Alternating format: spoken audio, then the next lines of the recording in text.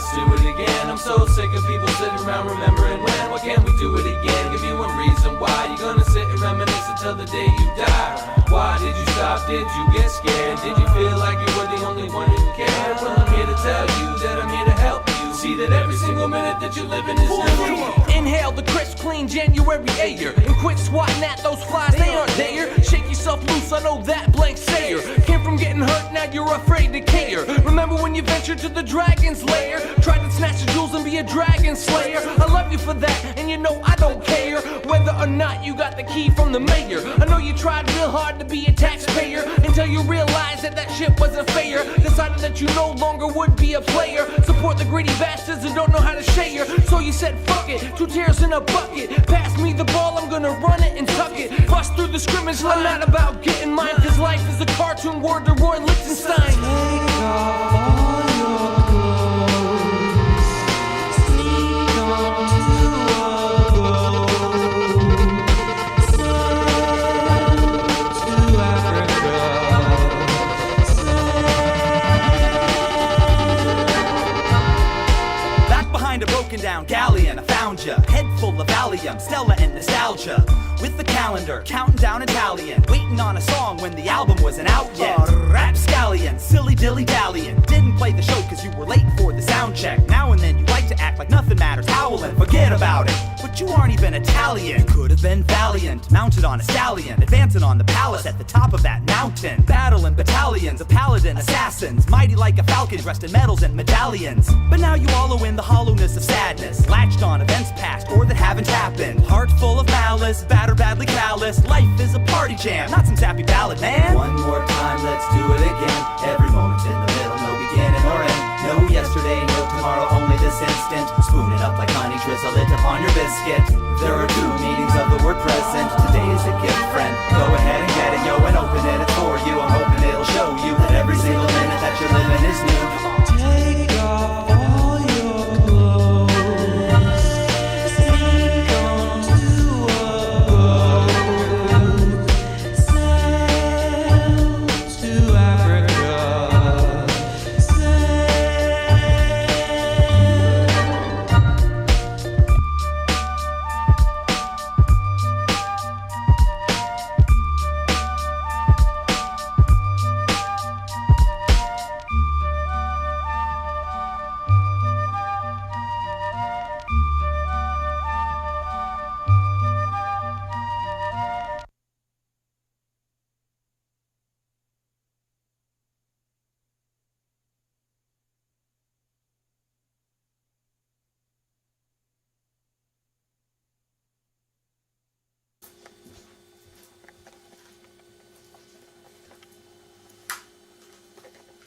I've been doing voice exercises before I rap lately. Oh, was that one of them? This is the ones that I don't know how they actually are supposed to go, so I make up my own. And facial exercises.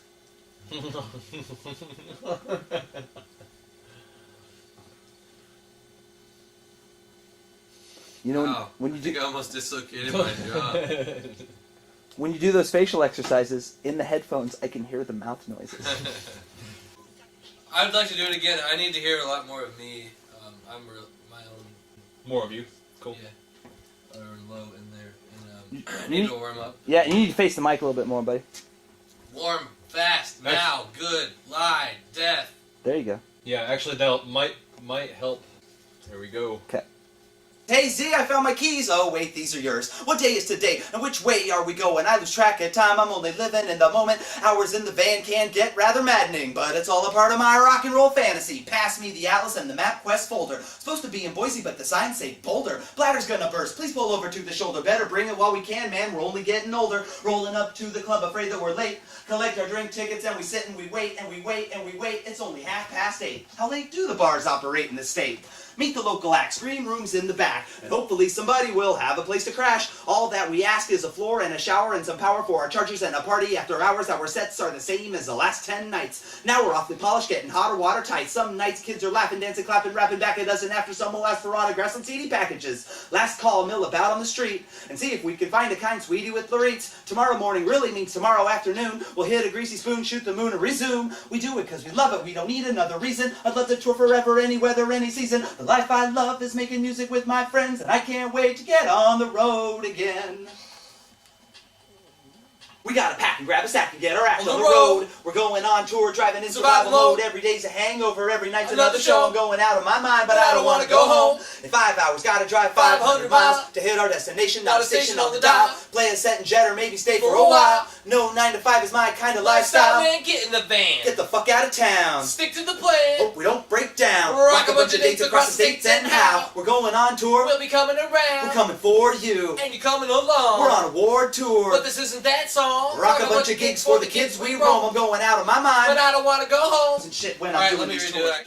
Okay. Alright, let's try that again.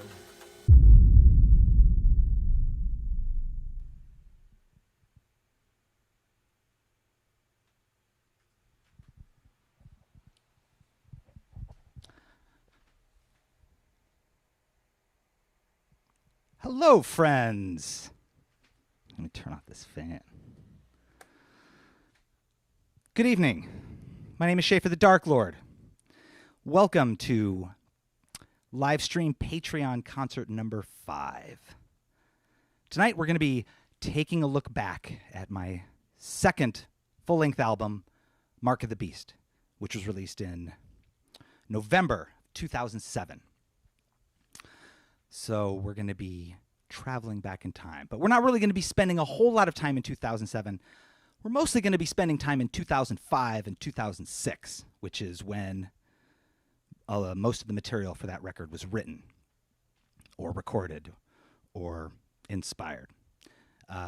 As we go through the album and I play the songs, I am going to attempt to bore you to tears with just minutia and details about the recording process that will likely not be as interesting to you as it is to me, as I am at this point deep in the throes of a powerful nostalgia trip, having prepared for this show. So, I want to explain a couple of things here, because some things may appear a bit different right now. For example, I'm wearing no purple this evening. That is because in 2005 through 7, I had not started wearing purple in my act. I didn't start wearing purple until right after this record came out, and I believe the first time that I really wore it was in November when I went on tour with MC Frontalot for the first time. I was touring in support of Mark of the Beast. He was touring in support of Seekers from the Future. But before that, I was wearing just an all-black suit that did not fit very well. So I found a suit that is slightly too big for me in my closet to wear. Also in 2005, I wore glasses that looked like this. I did not have a quarantine beard. This is how committed I am to this premise. I removed my quarantine beard so it would be 2005 accurate. And I had hair that looked similar to this. Between 2004 and 2006, I had this is basically like a combination of the hairstyles that I had in that period. I think I've got some pictures here.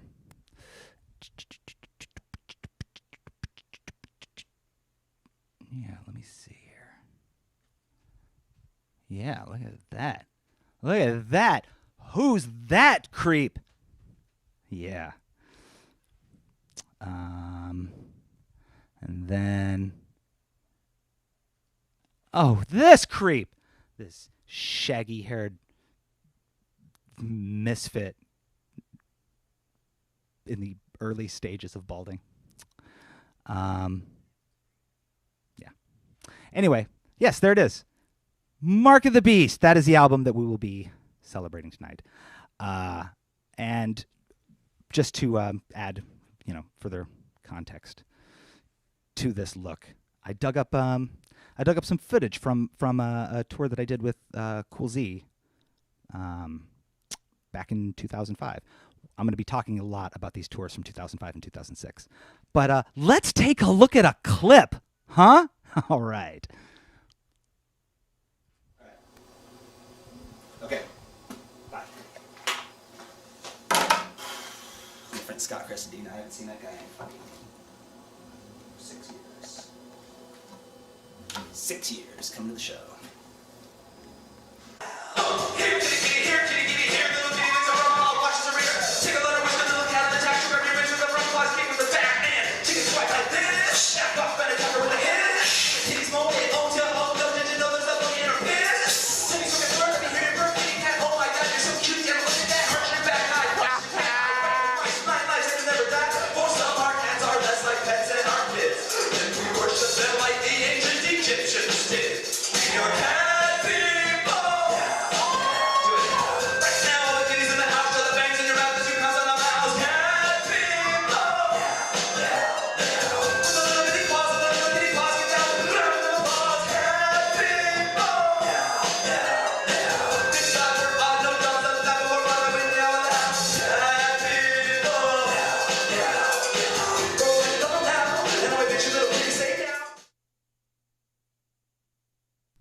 There you have it.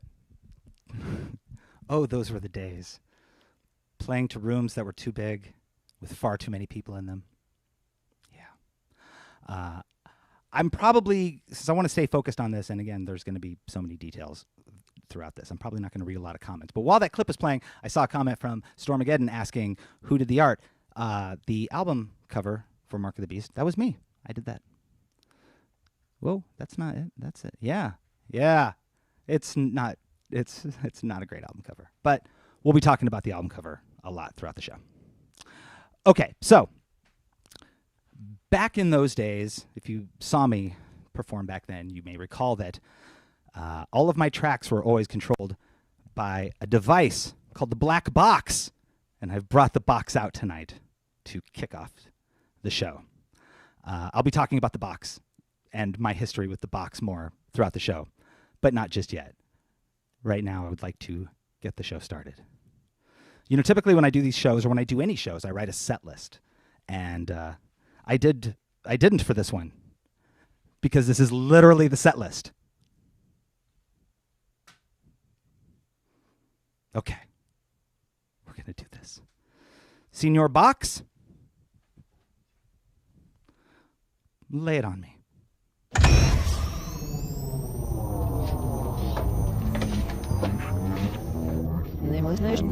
Ladies and gentlemen, may I have your attention, please? Thank you. I am the black box you see before you on the stage. Are you all ready to go to hell? All right then. Prepare to die. Please welcome, from New York City, Schaffer the Darklord.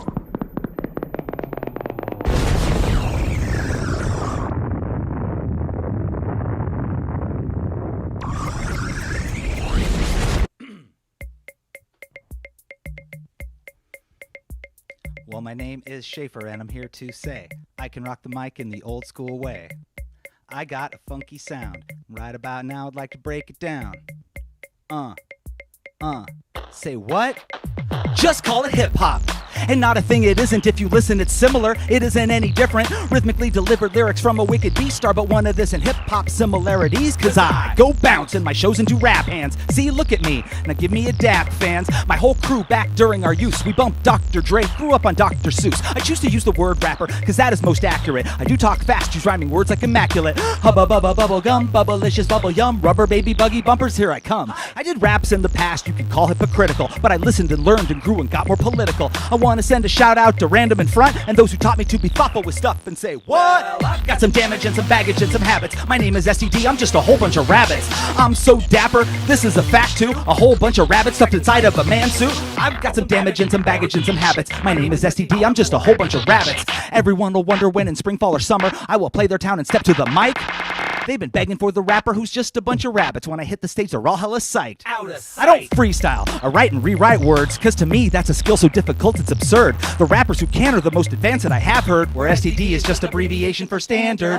My DJ does shows when he's able, otherwise it's just tracks of 58 and a cable. And on stage DI and some monitors too, but no reverb on the mix. Sound techs, thank you. And sometimes I get gruff and say, step the fuck back. Sorry for that, it isn't how I act. Like to keep my audience up close to the stage, but sometimes I need a little space right after I play. So where's Queens at? What? Where's Queens at? What? Dude, let me show you on this street map. Oh. It's right here over Roosevelt across the East River. That's enough of that. Yeah, I got some raps to deliver. Oh. Everybody, look at me. Who's he? He's STD. He's that freak from NYC in suits who yells and poses, see? Oh. And he's so, I don't know, I know he's so dapper. And that's when I go, hotel, motel, Holiday Inn.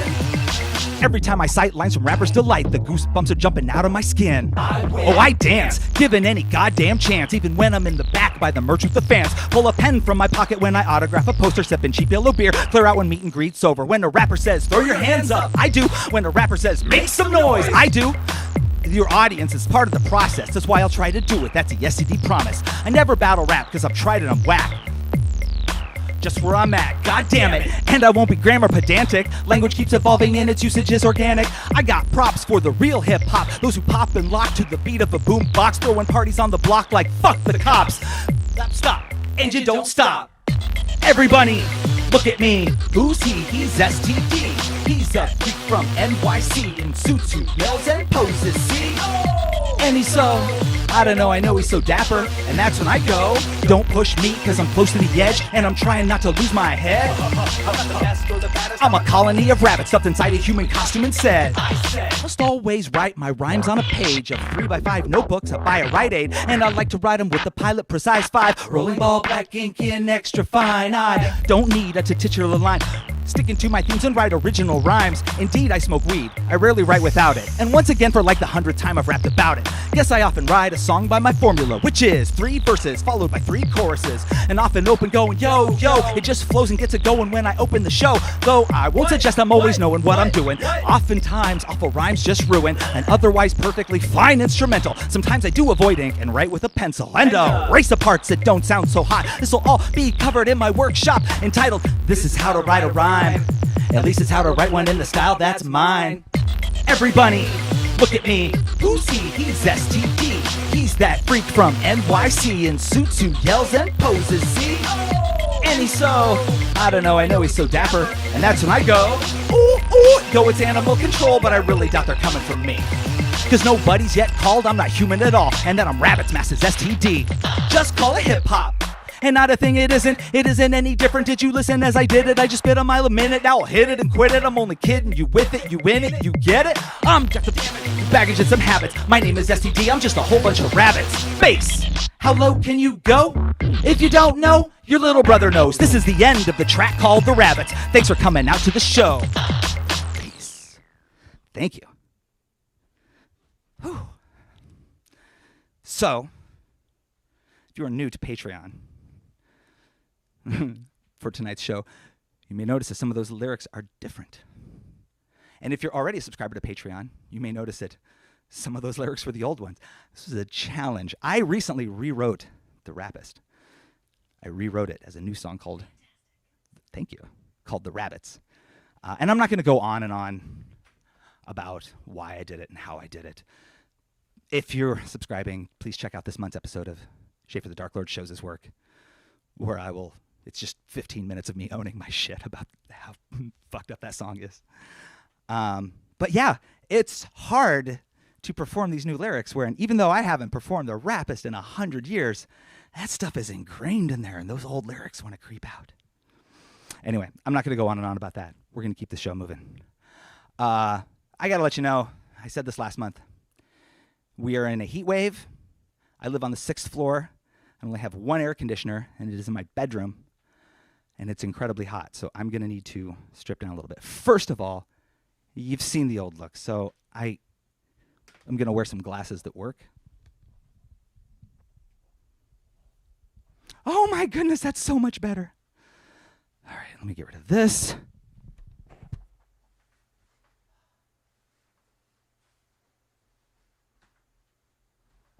You know, when you're doing a live stream show and you know that you're going to be yammering a lot between songs, you might want to save some time by pre-rolling your sleeves underneath your blazer. As if you're me. It's still incredibly too hot. I can't do this. Whew. Oh, that is so much better. Okay. Hello, I'm Lex Luthor. You will deliver Superman to me. Okay. So, moving on. Track number 3, that was 2 tracks because the first track was Black Box Activation and the second one was The Rabbits, because that's what it's called now. Oh, yes. Now I would like to talk just a little bit here about the Black Box. This was a device that I traveled with for years, more than the first half of my career, and it was this from which I triggered all of my tracks on stage. I don't know if you bought, what did I do with that CD?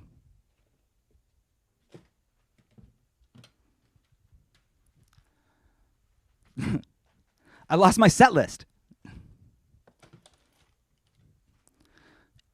Well, it's around here somewhere. If you bought Mark of the Beast like in the past, I don't know, 10 years. And you probably got a copy of it in a...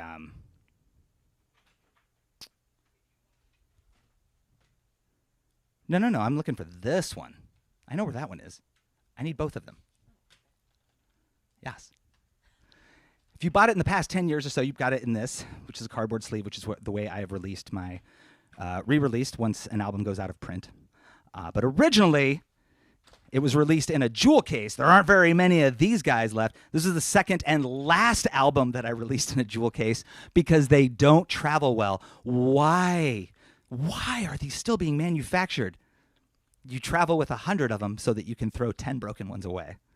But anyway, if you have a copy of this, then you would know there's an extra panel of art on the inside that features the black box. The black box got its own panel of artwork. Yeah. What's up, friendo? You were on a much nicer table back then. Now you're just on a little stool. Why did I bother showing you that? I have a graphic of that.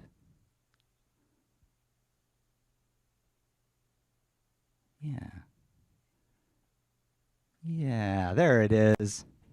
Ta-da! Here, let me step out of the way. Yeah, El Box. I also, one of my first photo shoots, I brought the box along. Box wanted to be a music star. Look at that. What a clown. So yeah, Box is just, it was always just a thing that contained the device that played my backup tracks. But I tried to turn it into a character, like I programmed a voice for it and I would interact with it on stage. And it didn't really always work as well as I thought it would. There was a moment where I thought, back in 2006, I started this web series called Killing Time with STD. I only did 3 episodes before I gave up, but it was just going to be about me hanging out in my apartment and my relationship with the box. And if only I had a clip. Oh my goodness, I have a clip.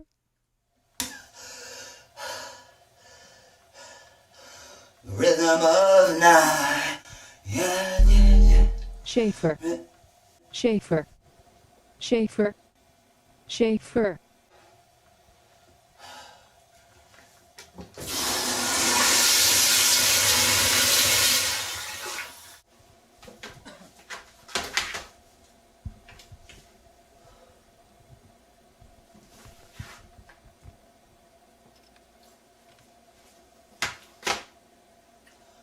Yeah, yeah, yeah. Rhythm of night. Hola! Box! Hello, Schaffer. You seem different. Did you change your hair? No. You want to make out? You need to get your shit together. No, I'm not. You are.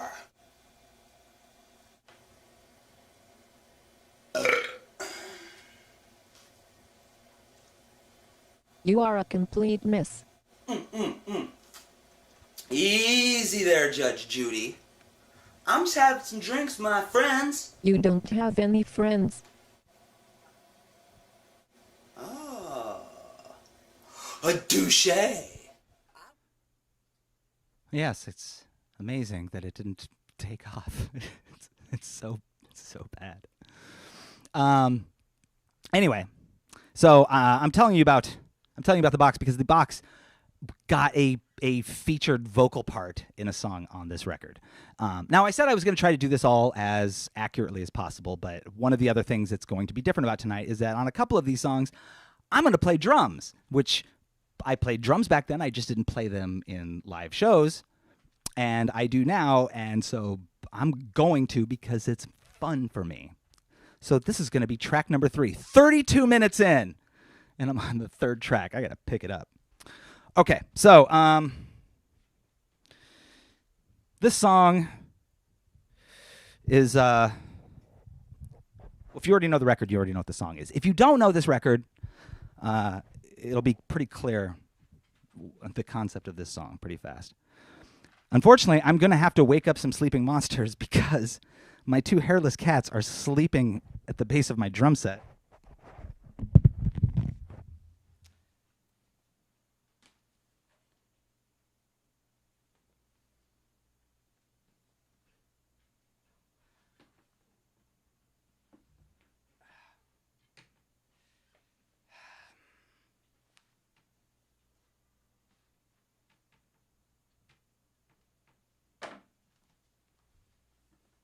Sorry, guys. I know how deeply upset you are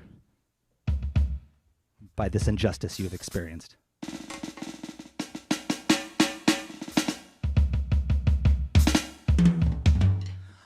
This is track 3.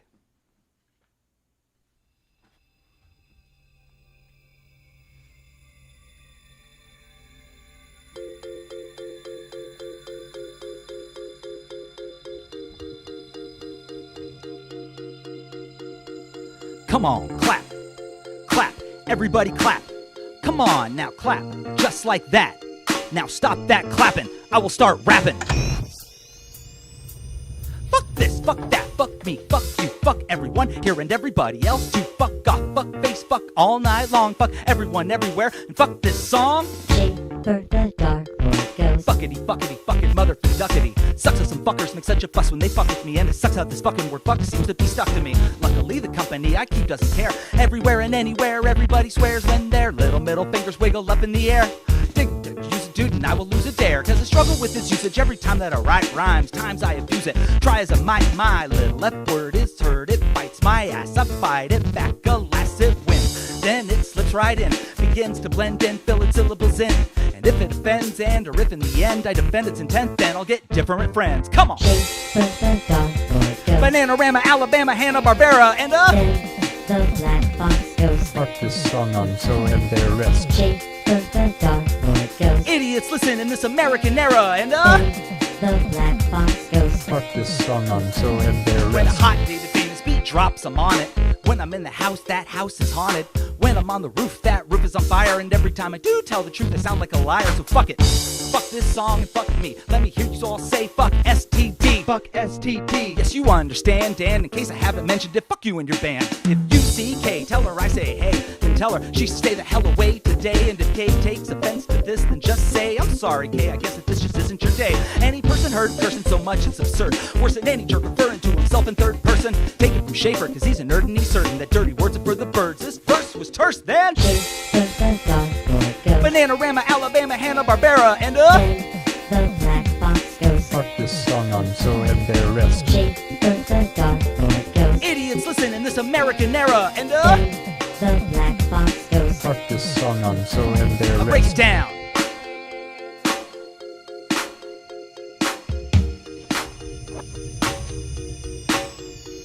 Fuck this, fuck that, fuck me, fuck you, fuck everyone here and everybody else too. Fuck off, fuck face, fuck all night long, fuck everyone everywhere. Fuck this song, this word is most often a verb when it's mentioned. It's a fucking awesome adverb in this sentence. Every then and now found as a put down noun, even as an adjective as in you fucking clown. Wow, this number's running now and how, and it's something about nothing except fucking and now. I see why this trap happens so often in time. Why half of all rappers half-assedly rhyme, and I find that my cousin's used cousin is stuffing, fluffing up some fucked up, huffing and puffing about nothing, under unintelligible mumbling, and this bumbling fuckery gets so redundant and insulting. Zoomers are stupid, goofy, gullible vultures with iPods, and my god, why does pop culture even get to have a status as a culture at all? What has for subversive has nerve but no balls, and you know what I find funny? Monkeys. No, it's even funnier, the phrase fucking monkeys. Utter it with me, fuckers, say it, fucking monkeys, it's fun, huh? You're a bunch of fucking monkeys, fucking monkeys, monkey fuck a bunch of motherfucking mothers. Other monkeys fuck each other under one another. You wanna fuck a monkey lover, give us a kiss. Man, I'm fucked if I want a radio edit of this. Come on! Schaffer the Darklord goes. Bananarama, Alabama, Hanna-Barbera, and The black box goes. Fuck this song, I'm so embarrassed. Schaffer the Darklord goes. idiots listen in this American era, and The black box goes. Fuck this song, I'm One so more time. embarrassed. Schaffer the Darklord goes. Bananarama, Alabama, Hanna-Barbera, and The black box goes. Fuck this song, I'm so embarrassed. Schaffer the Darklord goes. idiots listen in this American era, and The black box goes. fuck this song, I'm so embarrassed. Thank you. Whew.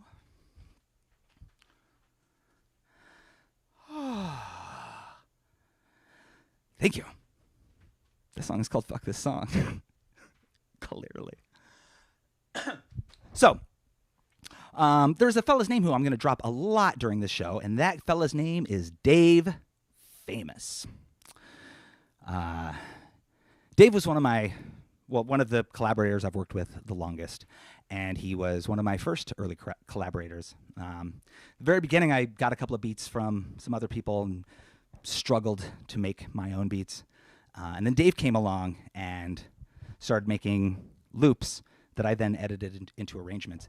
And he made a lot of the songs that have become the most popular over the years. He made a lot of the beats for the songs on this record, including Fuck This Song. He also made a song on Sick Passenger. He made the beat for the opener. Yeah. Anyway, this is a picture of Dave Famous. It's the two of us together outside of a venue in Portland, Oregon in 2014. He's a great guy. He's also family because at one time he was my brother-in-law because he was my ex-wife's brother. There's no bad blood.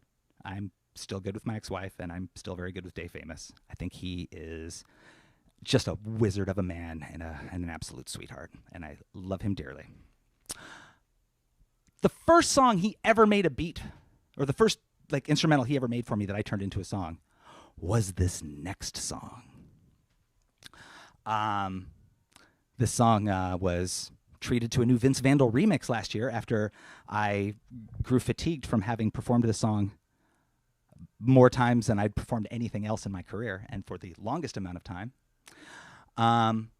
Dave had originally made a beat. I recorded a demo version of it that I sold on CDRs on tour. And then when we did the Mark of the Beast record, I worked with a guy named Nate Mars who made remixes of some of Dave's beats for the record. But I used Nate's beat for the Rapist live, but I never used Nate's beat for this next song or for the other one, but we'll talk about that one later. I only ever used the original Dave Famous demo beat for 12 years, every show, but now I use Vince's all the time. But since we're going down memory lane, I'm going to do the old one. Also, this is true. Even though Vince remixed it, we used the song starts with some samples of some animal noises, and we used the same samples that I had put together back in 2004 when I first made this track. And the purring, the very loud purring at the beginning of the song, belongs to this cat, the one on the bottom here. His name is Darwin. That guy's name was Fred. Rest in peace, Fred. Darwin's still alive. He's just 100 years old. But he's featured on this song, so he deserves a shout out. The song has a little dance you can do at home. You'll figure it out.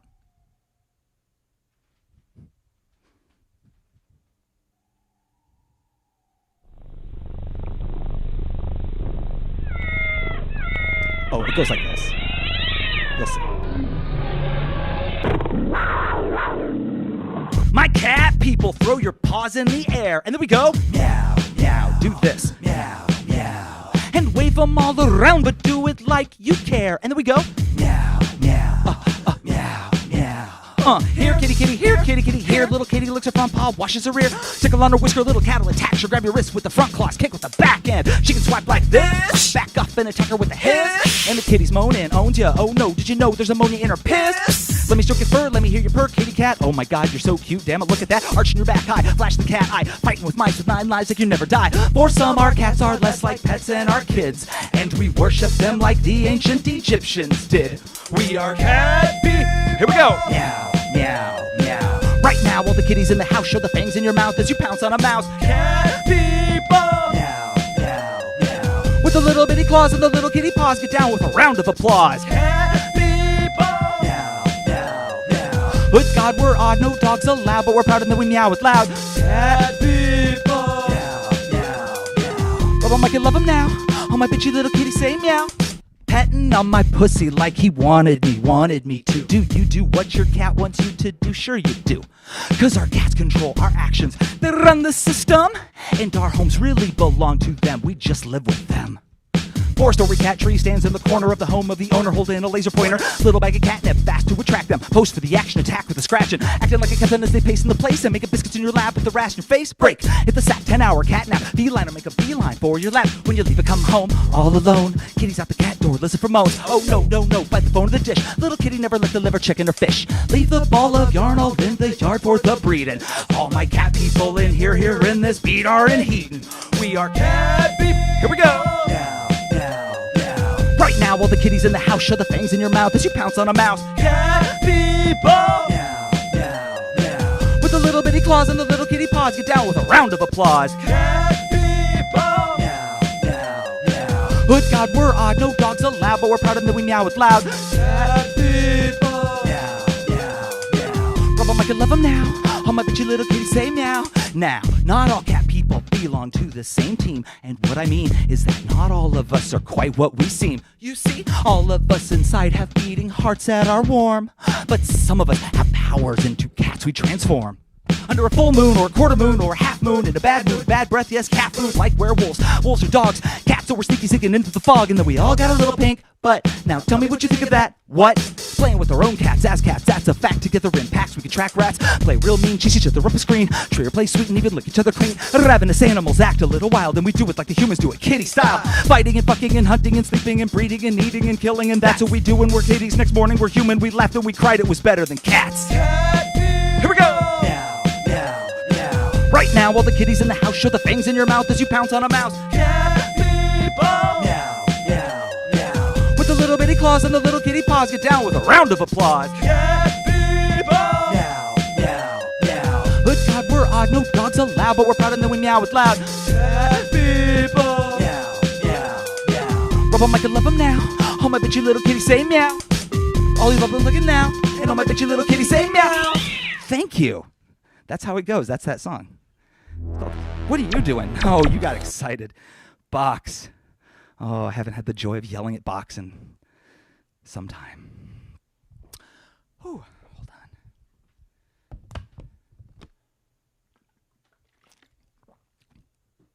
I got to warn you about something else. I told you some things were going to be different, like the drums.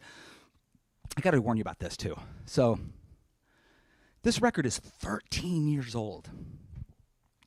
Cat people, I have played almost every show for the past 13 years. That one's probably going to be pretty well rehearsed. Some of the other ones might be a little rough here and there. And 2 of the songs in this show, I'm going to actually have to read lyrics from paper to get through them. And I'll explain when we get to those. It is not the next song. Okay. Thank you, Dave Famous, for that beat. My first record was called Meet My Maker, and that came out in 2004. Ta-da-da, there it is. That's the cover of my first record. It isn't very good. It isn't very good, because I didn't know what I was doing. I still don't, but I profoundly didn't know what I was doing then. I don't know if anybody has noticed this, but my first 3 albums have there is a naming motif among them, in that all 4 of them have 4-syllable titles that start with the letter M. Yeah. Meet My Maker, Mark of the Beast, Manslaughterer. Yeah, Manslaughterer. And I had thought about continuing that. I'd considered continuing this naming motif onto a 4th record. But then I added this extra element between Mark of the Beast and Manslaughterer, because I'm possible you've noticed this before too, but these 2 album covers, see them? See them? See? There's the first one, there's the second one. Yeah, they fit together. If you put them, you get them both together and you stick them, they make one image, which had always been the plan. It's just that I had to wait 2 years to finish that dumb visual joke, because that's how much space is between those records. And I was going to do it. I was going to do a 4th record, and it was going to be called Made of Metal. And then the image was going to be, the album cover was going to be like you see how the hand is holding the mic there? It was going to be the bottom part. It was going to, like, the image was going to start here. And it was going to be the bottom part of the mic was going to be a knife. And then it was going to be against, like, my suit. But my suit was going to be all chrome and robotic. But I didn't do that. Instead, I took a nap for 2 years. And then I woke up and made Sick Passenger. So I abandoned this whole thing. But it was a thing once. So Meet My Maker, yeah, I don't think it's a very good record. I liked one song that I made on it, and I liked it so much, even with the crappy beat that I made, I went to Dave Famous and had him make an updated version of this beat so that I could release it again. I'm sorry. Somebody has said, what? Oh, you got to go? Okay, well, you can watch. Somebody has to leave, but you can watch the rest of the show. It'll be archived. You can come back and watch. Okay. So I liked one song on Meet My Maker, but to release it on Mark of the Beast, it needed a new beat. And Dave Famous made a better version of the crappy beat that I had made. And this is it. Up until, I don't know, a few years ago, this was the filthiest song I'd ever written. It might still be the filthiest song I've ever written. It's gross. Playing a lot of these songs this week has been kind of rough on me to realize that I wrote these songs on purpose.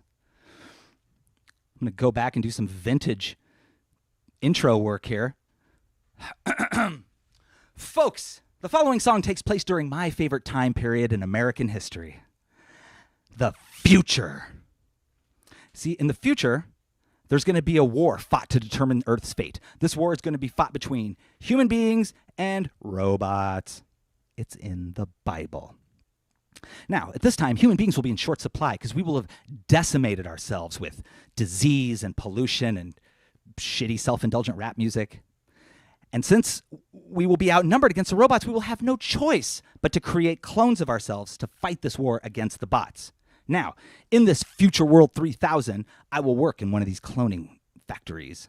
But just like I am in current Earth 2020, I will be a shitty employee who steals things from my job.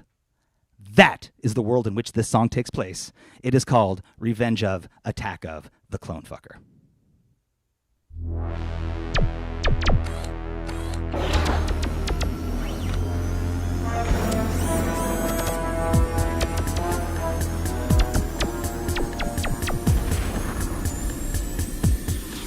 I've seen the future, so bright, I gotta wear shades, and it's hotter than Hades, and everyone will have AIDS, and robot brigades at war with the humans, machine against man, and the planet's in ruins. But by then we will have mastered the craft of creating clone soldiers, so we don't have to come out of hiding fighting, and we just might outlast this battle without time travel back to the past. But as some of the cloners grow older, narcissistic idiots like me will take over. And once I'm trained and supervised and alone, I'm gonna fuck my clone. My sci-fi fantasy will begin innocently, making these clones that look just like me will get boring, so I'll get curious and horny, and I'll sneak one of my clones back to my room in a janitor's basket hidden in with the brooms. I'll clean him up and dress him, and I'll make him look sharp. He's so goddamn cute, I think I'll name him Mark. Oh my, look at my new toy. He'll be my best friend, lover, and houseboy. And I'll take it slow the first time, then I'll do whatever, whenever I want, cause he's mine. I'll ply him with liquor, but just little sips, and oh, how I'd love to kiss his big, luscious lips. Even though he's a guy, and even though I'm not gay, I'm so vain, I'll be fucking my own clone all day. Both are top and bottom on my knees, I'll realize that from down here it really is a good size. Get down to business, kiss and touch, then switch, and I can call him bitch. What? Clone fucker, little thing like humping a mirror. Oh, won't you touch me right here? I'll whisper into my ear. Sick and addicted, like so many are to power or wealth. The clone fucker, chuckle knucklehead, go fuck yourself. Get it? Go fuck yourself. And doesn't that sound fun? And then I'm done, make a break, and I'll make another one. Then I'll have two clones. What'll I do? I'll have Mark watch as I break in Mark 2, and we hum. It'll be an all-me threesome, just sucking and fucking till all three come. And in between sessions we'll rest. Mark will rub my feet, I'll shave Mark 2's chest. Now, you might think I'm a freak that's really lucky, cause my clones don't really speak, they only moan and say fuck me. And I'll never have to date him or break up. I'll dress him how I like and I'll make some wear makeup. All clones are supposed to remain virgins. Mine'll be exposed to all kinds of perversions. I'll make dirty videos with my clones, but then I'll have to watch them with them, cause I'm never alone. It'll be me, watching me, fucking me, and also me on the TV screen. You see that 12 of me, do you? Cause on the couch there's also me, fucking me and watching the TV, and there's a mirror in the room too. This many's not plenty, so one day I'll make a third clone and bring him home and call him Trey. He'll be handsome, the others are cute. I'm gonna dress that dapper little bastard in my suit. Now with three, they'll be less like toys. They'll start to learn and think, and when they're bored they'll make noise, and I'll have to keep them busy and plenty entertained. It's a hardcore Darklord gangbang. One's from behind, one's in my face. The third is jerking off patiently while he waits and have to keep it up all night in spite of the moaning. So I can wear him out before work in the morning. By now my little secret will have grown to compulsion. Around my fellow cloners I'll have boners all bulging. And my boss will start to think I'm a prick because I'll always be home calling in sick. Clone fucker, it'll be like humping a mirror. Oh, won't you touch me right here? I'll whisper into my ear. Sick and addicted, like so many are to power or wealth. The clone fucker, chuckle knucklehead, go fuck yourself. Oh, now it gets bad. Now in the future, cloners won't make much money, and with all of my time off, it won't even be funny. Flat ass broke with no hope for loans, unable to feed me, let alone my clones. And the first one won't be looking so hot. He's skinny and pale and malnourished and whatnot. The oldest of 8 brothers living together in a tiny little future room, and worse with the weather. And the room will stink of piss, shit, sweat, and cum. And some of the clones unbathed are covered in scum, and I'll wonder if none of this could ever be done. And I'll have to lose some before I make another one. My fucked up clones won't have a chance in society, mixing in with the clone forces, battling mightily. Could you imagine them at war with the bots? On the battlefield, sucking one another. So I'll panic on the mess that I got. I will want to return them. I will want to get caught. And since I won't want to be remembered a villain, I'll decide the best solution is select a few and kill them. I'll smother one of them while I'm fucking him so the others don't notice nothing ugly or something. Later I'll drag him into the bathroom and lock it. Cut him into pieces with a knife in my pocket. Toss up parts of his body in boxes. Later toss up boxes in the garbage compartments. Need to get a couple more about my apartment before I make some more. I know it sounds alarming. By the time I get 3 disposed, the room will smell of bodies all decomposed. Cause I'll be keeping little souvenirs in a box like lips and left eyes and all of their cocks. And in the chopping of bodies I'll get sloppy, and small hidden cameras in the hall will have caught me. For me, the authorities will send, as all good things come to an end. At the trial I'm nervous, the verdict, convicted and sentenced to community service. Only charged with theft, I guess I got lucky, but I'll still say fuck me. Clone fucker, it'll be like humping a mirror. Oh, won't you touch me right here? I'll whisper into my ear. Sick and addicted, like so many are to power or wealth. The clone fucker, chuckle knucklehead, go fuck yourself.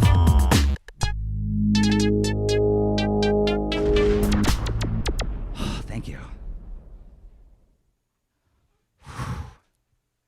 Yep, that really happened. Somebody's shouting out, Mike Powell is shouting out Damien's Yellow Laser song, because that's also a dirty song. Okay. Oh my gosh. Oh my gosh. I saw a comment earlier at the beginning of this thing when I took off my wig. Somebody's like, are you cosplaying Frontalot? I am not. This is no longer Frontalot's look, because Frontalot has a mustache. And it's not like some shitty little pencil-y John Waters teenage boy mustache. No, he's got like a Ron Swanson. So I call dibs because it's hot. Okay. Oh, gosh, there's still a lot of songs on this record, huh? So, stop me if you've heard this one, but the instrumental for the next song was made by Dave Famous. And Dave didn't record any of the vocals on these songs. I recorded some of them, the ones that sound the worst, and then I worked with a number of engineers. I had plans that there was going to be a more cohesive record, and I was waiting to release it, and then I had to like kind of panic and release it like with short notice. I don't know why I keep teasing stories I'm going to tell later. I'll tell you that later. But the vocals on this one, actually the vocals on the next 2 songs were recorded by a friend named Sean Tarantino. Here's Sean Tarantino with his wife Erin Tarantino. Sean was a coworker that I had at the worst job I've ever had, working for the worst person I've ever known. It was a video duplication house in Manhattan when I first moved to New York in 2004 from San Francisco. And it was just a poorly run business, and the boss was this woman named Mindy, and she was just an earthbound demon. She was just the worst person. And so I developed lifelong friendships with the people that worked there because, like any crappy job, you really bond with your coworkers. And Sean and his wife, Erin, just girlfriend back then, they were good people. And so I went to Sean's house in Hoboken, and he recorded the lyrics or the vocals for this song and actually the next song too. Let me tell you something, a bullet that I dodged. The original concept for this next song was similar to what it ended up being, but it was a lot more narrow at first. The original song was going to be about Batman, And it was going to be, I guess, basically a diss track about Batman, because he has all of these resources and this training and these muscles, and he spends all of his time beating up like these skinny scientists and comedians and environmental activists. So I'd written, I know, a much more narrow version of what it ended up being. And I'm glad I didn't make it, because the title of that song was going to be Batman is a Pussy. And boy, am I glad I didn't do that, because this is not language that I use in a derogatory way now. And I would have more material listed on the sleeve of records that would make me cringe every time I had to see it pass into somebody's hand at a merch table. So, whew, bullet dodged. I ended up going with something a lot broader, where I just got to kind of explore like a bunch of characters that I'd always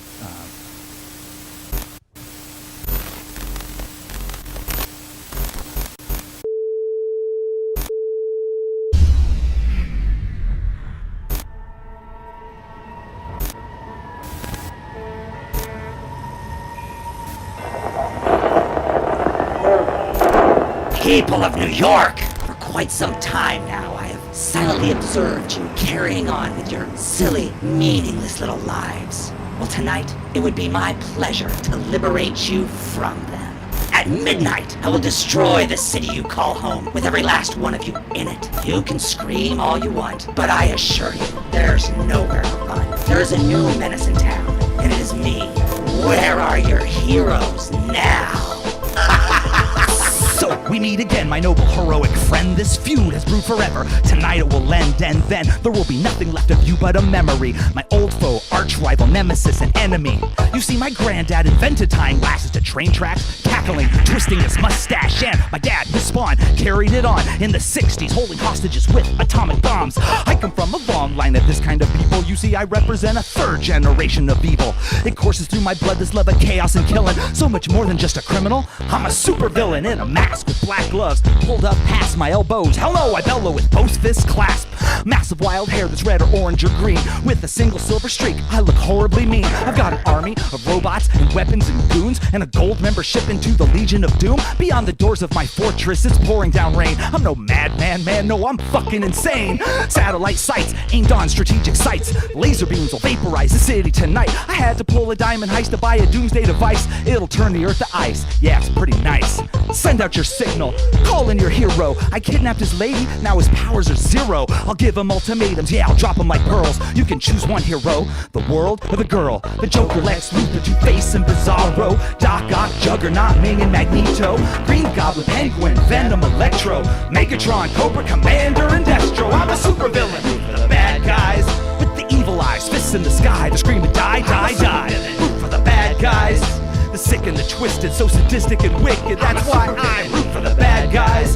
The psychopathic maniacs, a black hat sword. I'm a supervillain, root for the bad guys. Chillin' like a supervillain, killing for sport. Now Mr. Freeze. Now superheroes are bigger and stronger, although villains do triple their sales in action figures alone. Heroes have hearts, we control minds. They get the good press, we get the good lines. We say things like, rue the day, and for this the people of this little city shall pay. And now I will show you absolute fear. And well, what do we have here? Hey, Mr. Hero, why the cape and the half mask? Your costume looks stupid. Mine's fucking badass. Now buzz off, you've got a city to save. I'll be back at my lair, giggle and dig in your grave. To me, your identity is no secret. I know the story of your origin, and I know your weakness. Carry on with your absurd monologue, you silly bastard. Won't hear a word over my own demonic laughter. Heroes play supporting roles, the villain's a star. With my Hoff British accent, rolling my R's. Rolling in my getaway car. Go ahead and try to chase me, but you won't get far. My cold black heart starts pumping endorphins every time I leave a bomb in a bus full of orphans. With the door sealed shut, brakes cut, and it's racing towards the edge of a cliff. Shit, you better go and save them. Walk into a trap, gas, pass out, now it's dark. Wake up in chains over a tank full of sharks. I'm sure you'll get free, you always do when the time comes. Even I've escaped a dozen times from the asylum. I got the DA, commissioner, and the mayor tied up to a bomb, and in my palm I hold a detonator. All along, this was my plan. Now I will give you the count of 10 to meet my demands. Come on. 10, 9, 8, 7, 6, 5. Ah, fuck it. Skeletor, Catwoman, and Dr. Doom, Doomsday, Kingpin, Ra's al Ghul, Shredder and Sandman, Darth Vader and Scarecrow, Brainiac, Mr. Mxyzptlk and Mysterio. I'm a supervillain, root for the bad guys with the evil eyes, fists in the sky, they're screaming die, die, die. Root for the bad guys, the sick and the twisted, so sadistic and wicked. That's why I root for the bad guys. The psychopathic maniacs, a black hat sword. I'm a supervillain, root for the bad guys. Chilling like a supervillain, killing for sport. Now when the smoke clears and I've seen the light, I'm surrounded by four walls, padded in white, in a straitjacket. Damn it, this isn't the end. Curse it, superhero, we shall meet again.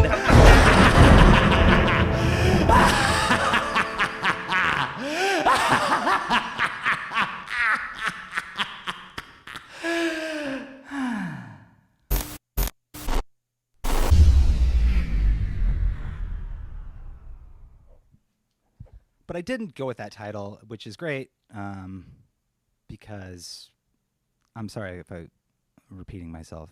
I got lost reading some comments. They seem to be having some trouble. The stream feed seems to be a little weak. I don't know. I think it's stable now. I hope it's stable now. We're just going to keep rolling. If for some reason I get kicked off of this stream, I guess I'll have to launch a second one, but I don't know, that's weird. Anyway, let me tell you a story. So, this record, obviously, the album cover is this, but this was not the original plan for the album cover. No. I had a different idea. I'd mocked up a different design for it, and I was going to have a photo shoot with my ex-wife. We were going to recreate this photo, this kind of iconic shot from Nosferatu. This was going to be the album cover. I mocked up like all of the panels of the artwork for this album with a Nosferatu theme, and then ended up scrapping all of them because, again, the album got rushed to be released and didn't have time to schedule a photo shoot, and it was way too much. But this was my idea. This is what the Mark of the Beast album cover was supposed to be. There you go. Do. Oh my gosh, I kind of look like Nosferatu now. I just have much, much smaller ears and teeth. So, speaking of my ex-wife, I can't really talk about this record without mentioning her because I was with her when I was working on this record, and she vetoed some bad ideas and was great. She was great throughout it. The next song had a shout out to her in it, and when we separated in 2009, I quit doing the song briefly. I quit for a minute, and then I was like, I want to keep doing this song. So I rewrote the part where she was referenced, and it was always so clumsy, and it didn't work very well. So when I do it tonight, I'm just going to do the way it was originally written because that's the way I remember it. I would have stopped playing this song by long before now anyway, because there's so much in this song for me to not like it anymore. I don't know if it's the it's like a time capsule of pop culture references for one thing. Everything in this is so dated. There's like MySpace and 6 Feet Under and oh gosh, it's a mess. DVD collections. But also I don't really care for how this kind of fetishization of a specific type of person at the exclusion of others who are derided to boost up the other one. There's a lot here that I would not have written in 2020. There's a lot in this song that I wouldn't have written in 2010. But I'm doing the whole record, and I'm going to do this one too. And all of that said, there's still a couple parts of it in it that are kind of fun to sing.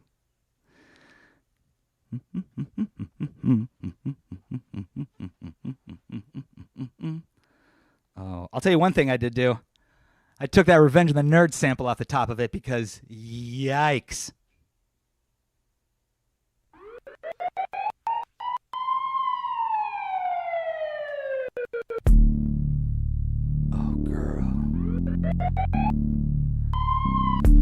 girl, the last time I saw you, I said I love you. And you said, I know. And then they put me in the carbonite. The ladies and gentlemen. I forgot how long that beginning is. Said I love you, you said I know, and then they put me in the carbonite. Oh, right. But then, like, a couple years later, you came and rescued me in your Bosch costume. And that was really cool of you. Thank you, girl. Ladies and gentlemen, lend me your ear. I love every last one of you, I wanna be clear. It doesn't necessarily mean that I'm some fetishist freak, but if I had to pick a favorite, it would have to be geeks. Those nerdy girls, those oh so purty girls, the wordy girls, the love a joke, only if it's dirty girls, the flirty girls, the blue jeans and t-shirty girls, the Bert and Ernie girls, the pearls of the world. I see you in every venue, city and state. You're awfully awkward, girl, I can relate. When I play cat people live and in your town, you're the one in the crowd howling meow meow meow. Tell me about your kitties, do they fill you with laughter? And which cartoon characters did you name them after? Your house is full of stacks of DVDs and CDs. You've seen Star Wars even more times than me. Like me, you find summer a bummer. You've been bummed since the finale of 6 Feet Under. Another number bombed hard at my show, but you got it. You got a closet full of skeletons, you bought it. Hot topic. Can I ride your bike? I like ringing the bell. I know you'll dance to hip-hop if you're drunk as hell. I know that on a date no one will talk about sports, and if you do have a thong on, it's under boxer shorts. How many Smiths tunes can you recite? In which of your blogs do you most frequently write? Which sci-fi languages can you understand? And which instrument did you play in your high school band? In so many ways, our similarities are eerie. We share so many paranoid conspiracy theories. You're watching Twin Peaks, you know all the characters' names.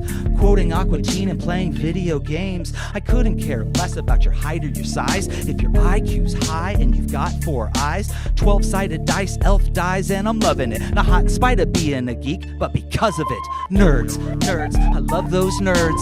Shallow, vapid model types are for the birds. Now let me see you shake. Shake your inhaler, baby. Freaks and geeks, you make me crazy. Nerds, nerds, oh I love those nerds. Those smug, aloof, hipster types are for the birds. Now let me see you shake it. Shake your inhaler, baby. Freaks and geeks make me so crazy. Yeah, girl. I was thinking about coming by later with a box of white wine and a bottle of grape Snapple. Oh, and I made a portrait of you out of Legos. You're looking goody in your dirty hoodie. Let me see. Is that an ask me about my SAT? Pin on your backpack strap, that speaks to me. We pass hours, dungeon master powers, D&D. Your new animated avatar looks hot. Wait, I got great big goosebumps. I made your top 8. Great. I left a dozen comments, all of them flattering. Like when we kiss, girl, it's like magic, the gathering. Come a little closer, girl, no need to be frightened. I'm not gonna bite, I'm just extremely nearsighted. And you are too. Ooh, this ain't gonna hurt. I wanna see your silhouette in your strong bad shirt. Glasses clink when we nuzzle. Organic milk, we both guzzle. A couple hot nerds poring over crossword puzzles, filling letters, wearing sweaters in any weather forever. Feel the books of the Lord of the Rings were better. You and me, girl, we're gonna have some fun. We'll play Simpsons chess, then watch season 1. Hours of wrist tisk, we'll quit when we're done. And with the sun comes a Daily Show rerun. I brought my high school yearbook.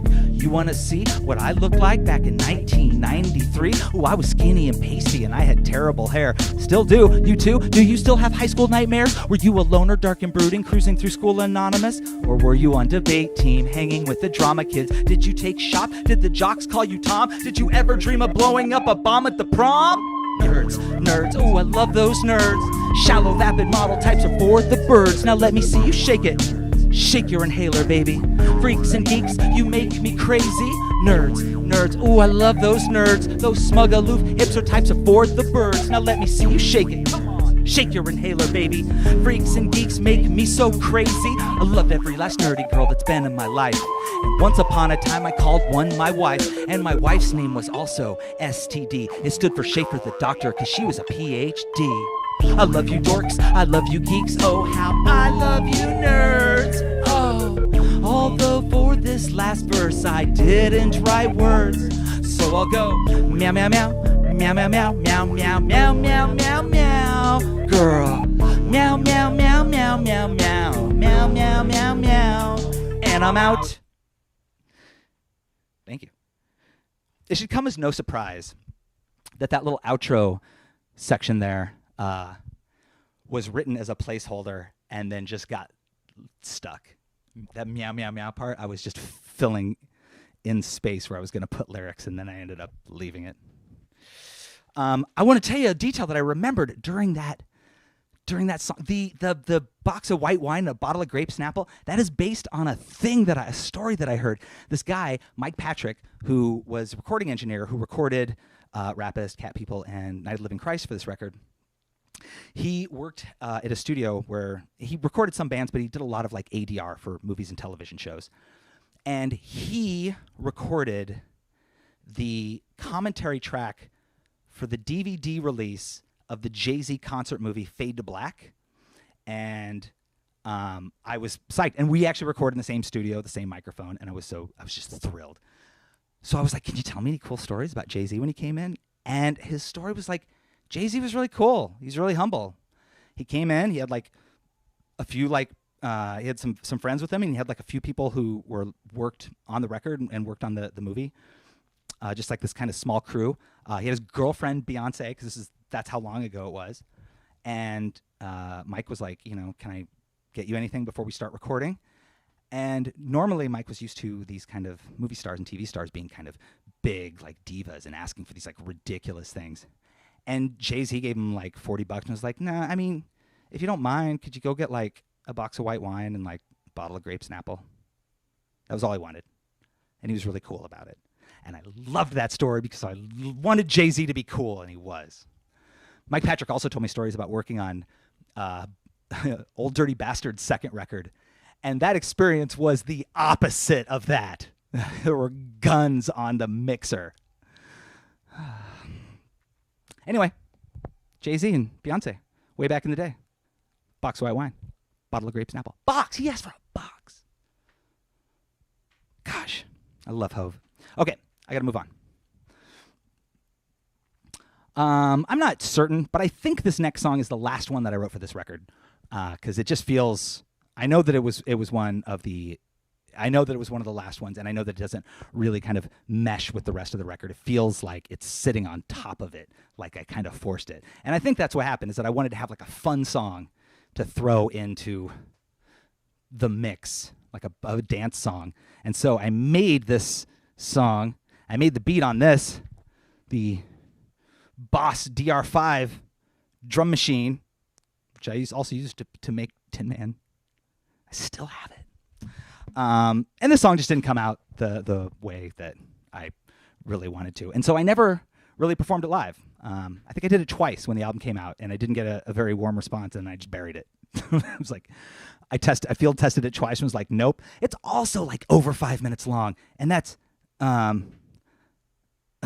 it's just too long of a song to like squeeze into a set, so it had to go. Oh shoot, though, I just remembered one more detail about the record that I was going to do right here before I go into this song. I'm all over the place here. If you have the CD, you may know that the CD face itself looks like this. Yeah, that's the graphic on the CD. Does anybody know why? I mean, if you yell, I'm not going to hear it because we are on a delay, but it's just like some goofy cross. It's not. That's not what that is. That graphic is actually bum ba da bum an Adderall pill. Yeah. Yeah, you see it now? Yeah, it's the scoring on there. That was because in 2007, when I was finishing this record, I got my first Adderall prescription, and so this record, and the artwork especially, was completely created on a new medication. Bum bum bum bum bum. All right. So this song, it got ditched, and since like I know some of these songs, 13 years old, haven't been played in a while. This song only ever got played twice, and it's long. So as I mentioned earlier, this is one of the songs where I'm going to have to read the lyrics. I hope you do not think less of me. I know some of this one, the other one I don't, but that's not happening yet.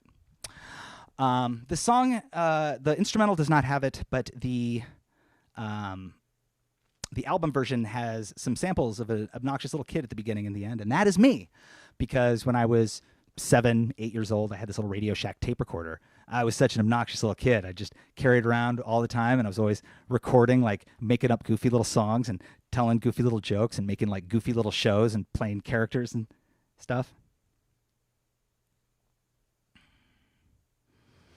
And then I continued to do that like another several decades.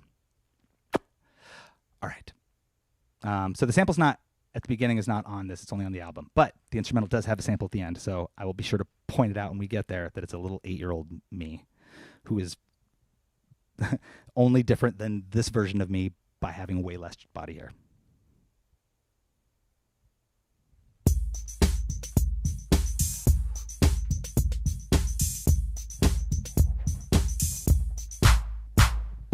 Guess who's back? Back in black. Wait, don't tell me. I know this one. That jackass cracker with the half-ass raps? Oh, that hack crap. I caught his unfunny act. In fact, I asked for my money back. I heard he had a heart attack, trapped under an avalanche, strapped into an ambulance, and crashed into a Cadillac. I heard he cracked his back and had a cast, and that was that. But Zach says he's back, so where is he at? I'm in the back of the dive bar, frightening like lightning, and on fire like a pilot light stove, and if I drove Batman, would bum a ride in my car. And tonight, I'm feeling inspired. I arrived kind of fried, now I'm wildly wired. I'm inspired by friars and liars, sires and buyers who won't retire, expire. Ooh my, now I'm tired. Everybody is working for the weekend in. When it comes, hit the pub suds, drink 'em in. And keep drinking till you see the ceiling spinning in. No blinking, no thinking, no sinking, feeling in. That's where you'll find me, sitting alone on my phone, playing Tetris on my cellular phone. Downloading tones and down at Corones, dropping bones in the box so I can rock the Ramones.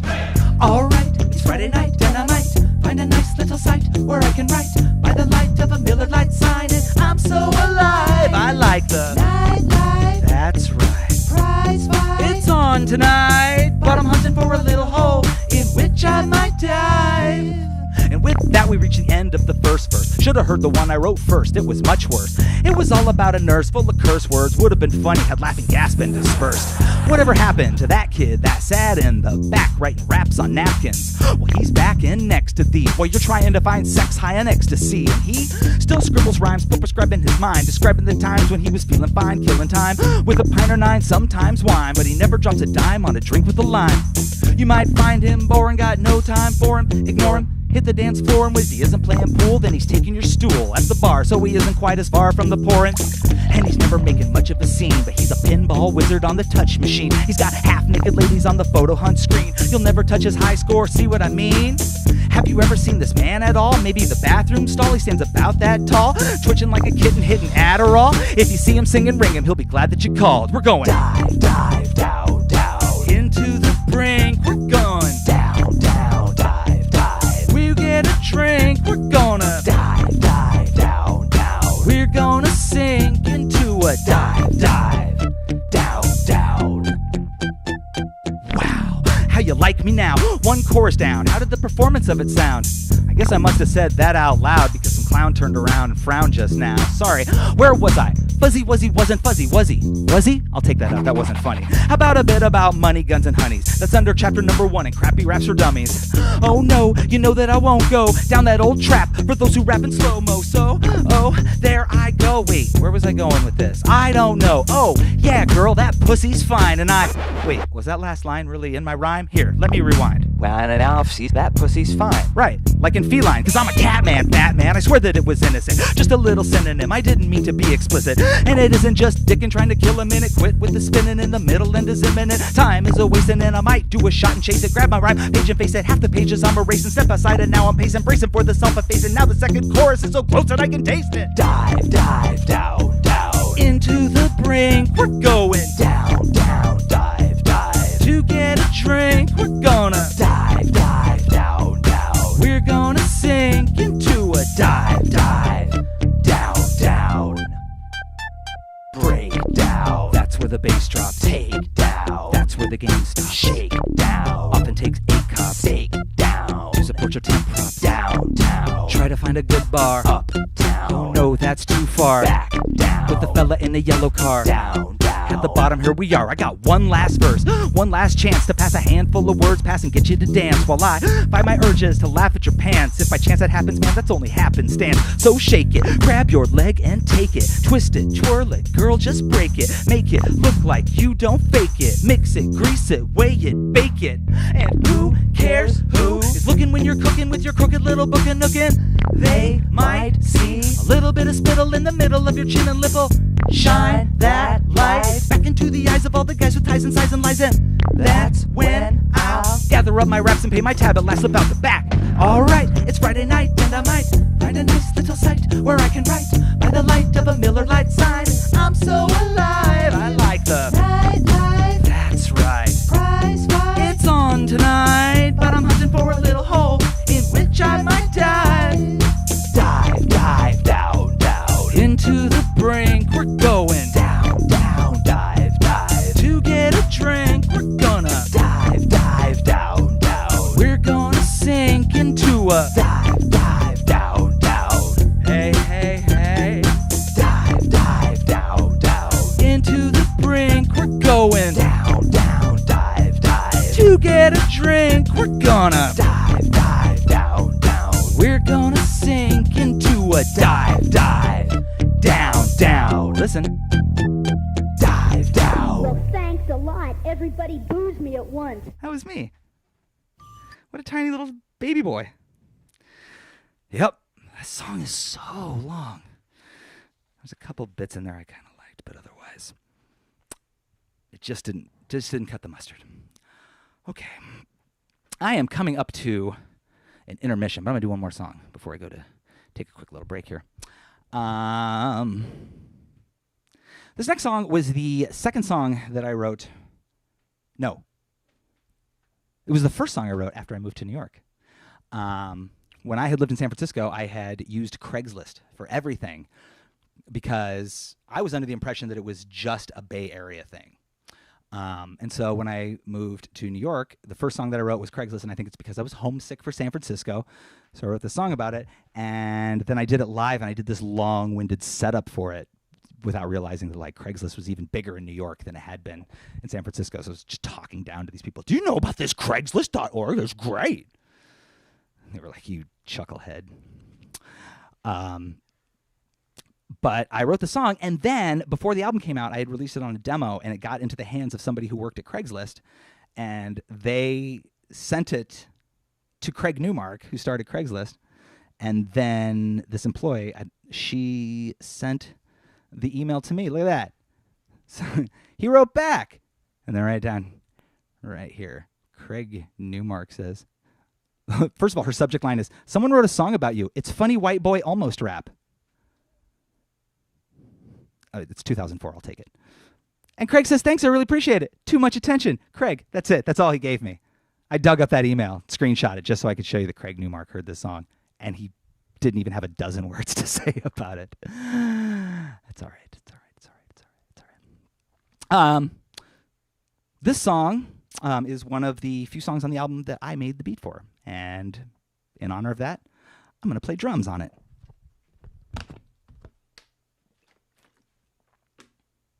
What do you think of that, Henry? You were nonplussed by my ancient rap songs about internet-based lists. Roger, you're so dramatic. Come on.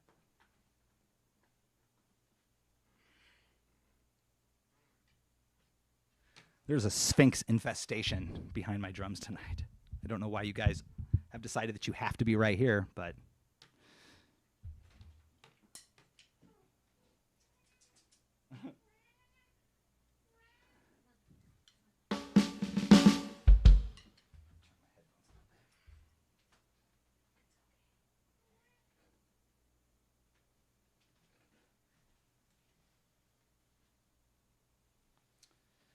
Once again, thank you all for coming to this show tonight and sticking it out this long. Like, this is usually the length of a full show, and just because I'm sitting here nattering on, I'm just slightly over halfway through this record.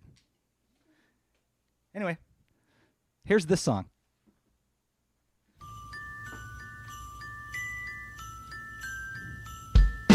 Which came first, the chicken or the egg, and which is worse? A good idea that fails or a bad one with legs? To be terse, your pardon I beg. This first verse is the story of a boy named Craig Newmark, whose art did start while parked at a job doing computer security for Charles Schwab. 94, the bubble was still just a little glob of bubble gum, and no one knew the trouble come. Craig was among the elite geek community, the few proud who traded data electronically, and to all his friends with which he shared such camaraderie, he would send out a list of events that he wanted to see.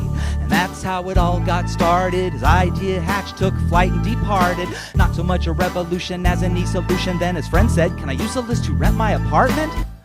Another said, "I'd like to sell my car on your list, and I'd like to find that girl from the party I kissed." Another tried to find the watch knocked off his wrist, and another found a temp gig as an admin. He's making a list. What? He's making a list. Who? He's making a list. Craig? He's making a list. Yeah. He's making a list. What? He's making a list. Who? He's making a list. Craig? He's making a list. Yeah. He's Well, before you know it, it exploded overnight. What was once a list was now a website. And to his nerd values, Craig did stay true, gave some jobs to his friends, refused all advertising too. And what's so great is that the users really run it, acting like God. Come on, everybody's done it. You're checking the list, you check a suspicious ad, and like a citizen's arrest, you click and give it a flag. Miscategorized ads are sent for review, as well as a spam, which is prohibited too. Craig has faith you will behave with civility, although the list is still rife with illegal activity. He's making a list. What? He's making a list. Who? He's making a list. Craig? He's making a list. Yeah. He's making a list. What? He's making a list. Who? He's making a list. Craig? He's making a list. Yeah. Get a job or a haircut, sublet your house, buy a stolen bicycle, cheat on your spouse, hire an intern, post your resume, find a kinky pen pal you can IM all day, sell some concert tickets, click it, buy some used skis, give or get a blowjob, maybe a disease, find a basis for your band and then post up a show, find a speed or coke dealer searching Tina or Snow, find homes for puppies, have phone sex with yuppies, see pics of erections, or place a misconnection, find your lost journal and find a ride to Burning Man, or find an LTR in a personal ad. Buy or sell some bootleg DVDs. Find a horny tweaker for some PNP. Log on after 3 when all the users are using and the list is all electronic cruising. Join a cut group or a community garden. Find a leather nipple pain pig and beg his pardon. Post in a forum. Find you a ride share. Activity partners is right above childcare. I'd like to thank Craig for all of his aid. Finding me roommates and a job that well paid. I placed up an ad for 10 days it stayed, and I'm afraid the Craigslist has even gotten me laid. Women, seeking men, seeking others, seeking friends of Susan, seeking her long-lost brother, seeking rooms, seeking a flame, seeking out the goddamn weirdest things. Anything you can think, including dirty deeds. Use Craigslist, you're guaranteed to succeed. That's right, and you just might even find it for free. Like Snoop said, never have a want, never have a need. He's making a list. What? He's making a list. Who? He's making a list. Craig? He's making a list. Yeah. He's making a list. What? He's making a list. Who? He's making a list. Craig? He's making a list. Yeah, he's making a list. What? He's checking it twice. Who? Sees you when you're sleeping Craig? cause he's up all night. This Yeah. is the only song ever What? written about a website called Who? Craigslist. You write a line to rhymes.org. Yeah. He's making a list. What? He's checking it twice. Who? He sees you when you're sleeping cause Craig? he's up all night. This Yeah. is the only song ever What? written about a website called Who? Craigslist. You write a line to Craig? rhymes.org. Yeah. He's making a list. What? Thank you. There are no spaces on either side of that intro. All right, folks. That is the end of Act 1. That's we're just one song over the halfway point. But I need a break, and maybe that'll get me rejuvenated to be more snappy with the second half of this show. So what's going to happen now is we're going to take a quick break. I'm going to direct you over to our merch table, where the good Reverend Schaffer is waiting to meet you. He's got some information on a number of ways that you can show your support, some tipping links. There might be some information about some Nerdcore peers' upcoming projects, stuff like that. But you go over there and you talk to the good Reverend Schaffer. I am going to go drink a gallon of water, and we will be back shortly with the rest of our show. We will see you in just a moment.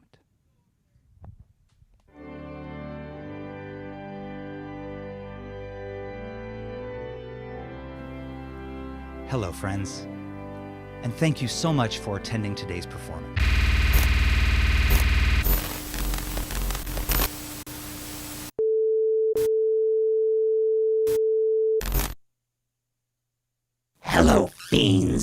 And thank you so much for attending today's performance.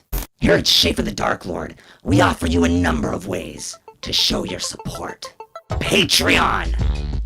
A subscription to Schaffer the Darklord's Patreon grants you access to exclusive new monthly tracks, handwritten lyrics, photo sets, live performance videos, and episodes of the ongoing video series Schaffer the Darklord Shows His Work, in which he details the creative process behind that month's new song. And there are so many more perks available to you all. Bandcamp. Bandcamp is an excellent way to purchase the music of Schaffer the Darklord. Everything is available here, except for those aforementioned exclusive Patreon tracks. Also, a music purchase from Bandcamp is a great way to atone for your sins by paying full price for that album that you illegally torrented years ago. You fools! Merch store. By visiting the store at schafferthedarklord.com, you can order albums, stickers, posters, and t-shirts that will be mailed directly to you from Schaffer the Darklord with a handwritten note expressing his gratitude. Tips! Perhaps you're already subscribed at the highest tier of Schaffer the Darklord's Patreon. Perhaps you've already purchased all of the STD merch that you ever care to own. You can still pledge your very generous support, either during this performance or anytime, via Cash App, Venmo, and PayPal. On behalf of all of us here at Schaffer the Darklord, I thank you for attending today's performance, and I thank you for your ongoing support. In just a moment, we will return you to Schaffer the Darklord's apartment in the soon-to-be obliterated Queens, New York. And until we see one another again, friends, may all of your enemies cower in fear at your merciless vengeance. Hail Schaffer.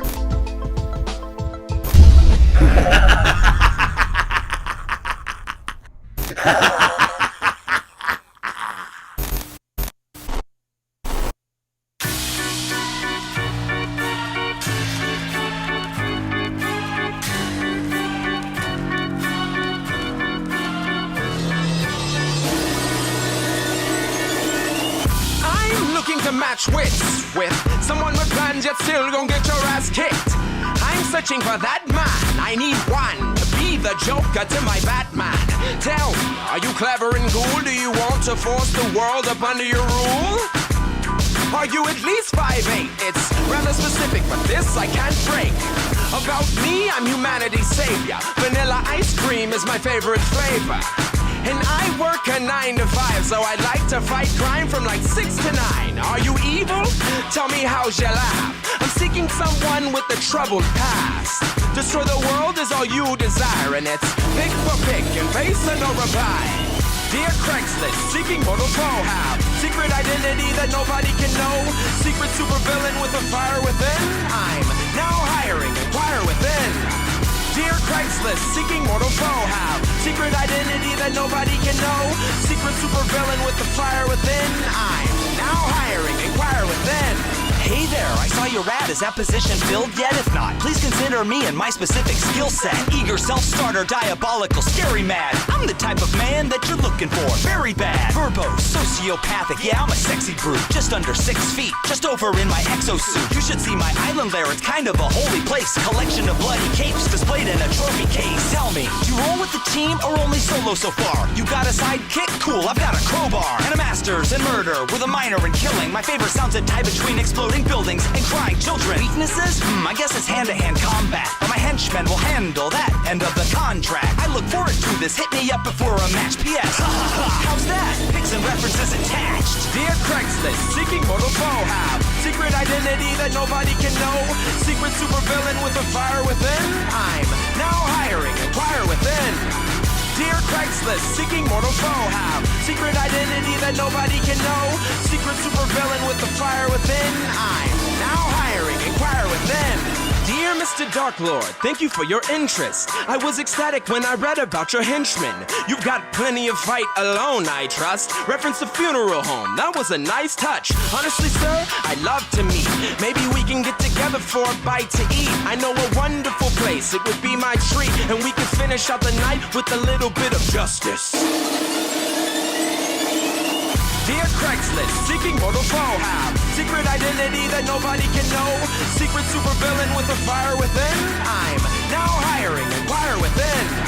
Dear Craigslist, seeking mortal foe have secret identity that nobody can know. Secret supervillain with a fire within. I'm now hiring, inquire within.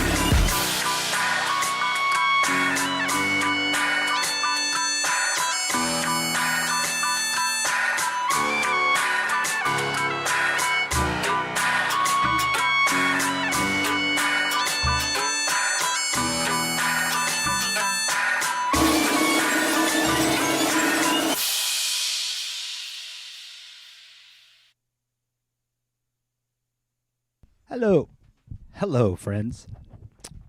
Check, check, check. What happened to my... Hold on a second.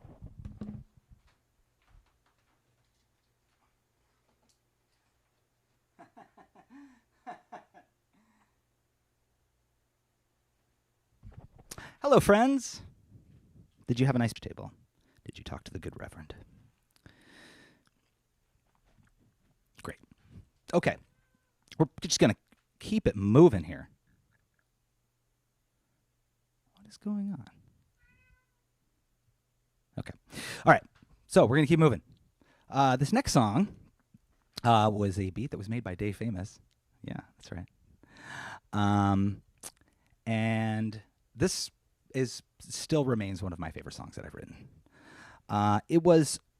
This also has that kind of phenomenon where Nate Mars, when I went to work on this record in the studio with Mike Patrick, he remixed Dave's beat, and then the version of this song that is on the album, I've never performed that live. I've only ever used the original Dave Famous beat, and you can get it. It is hard to find, but it is available.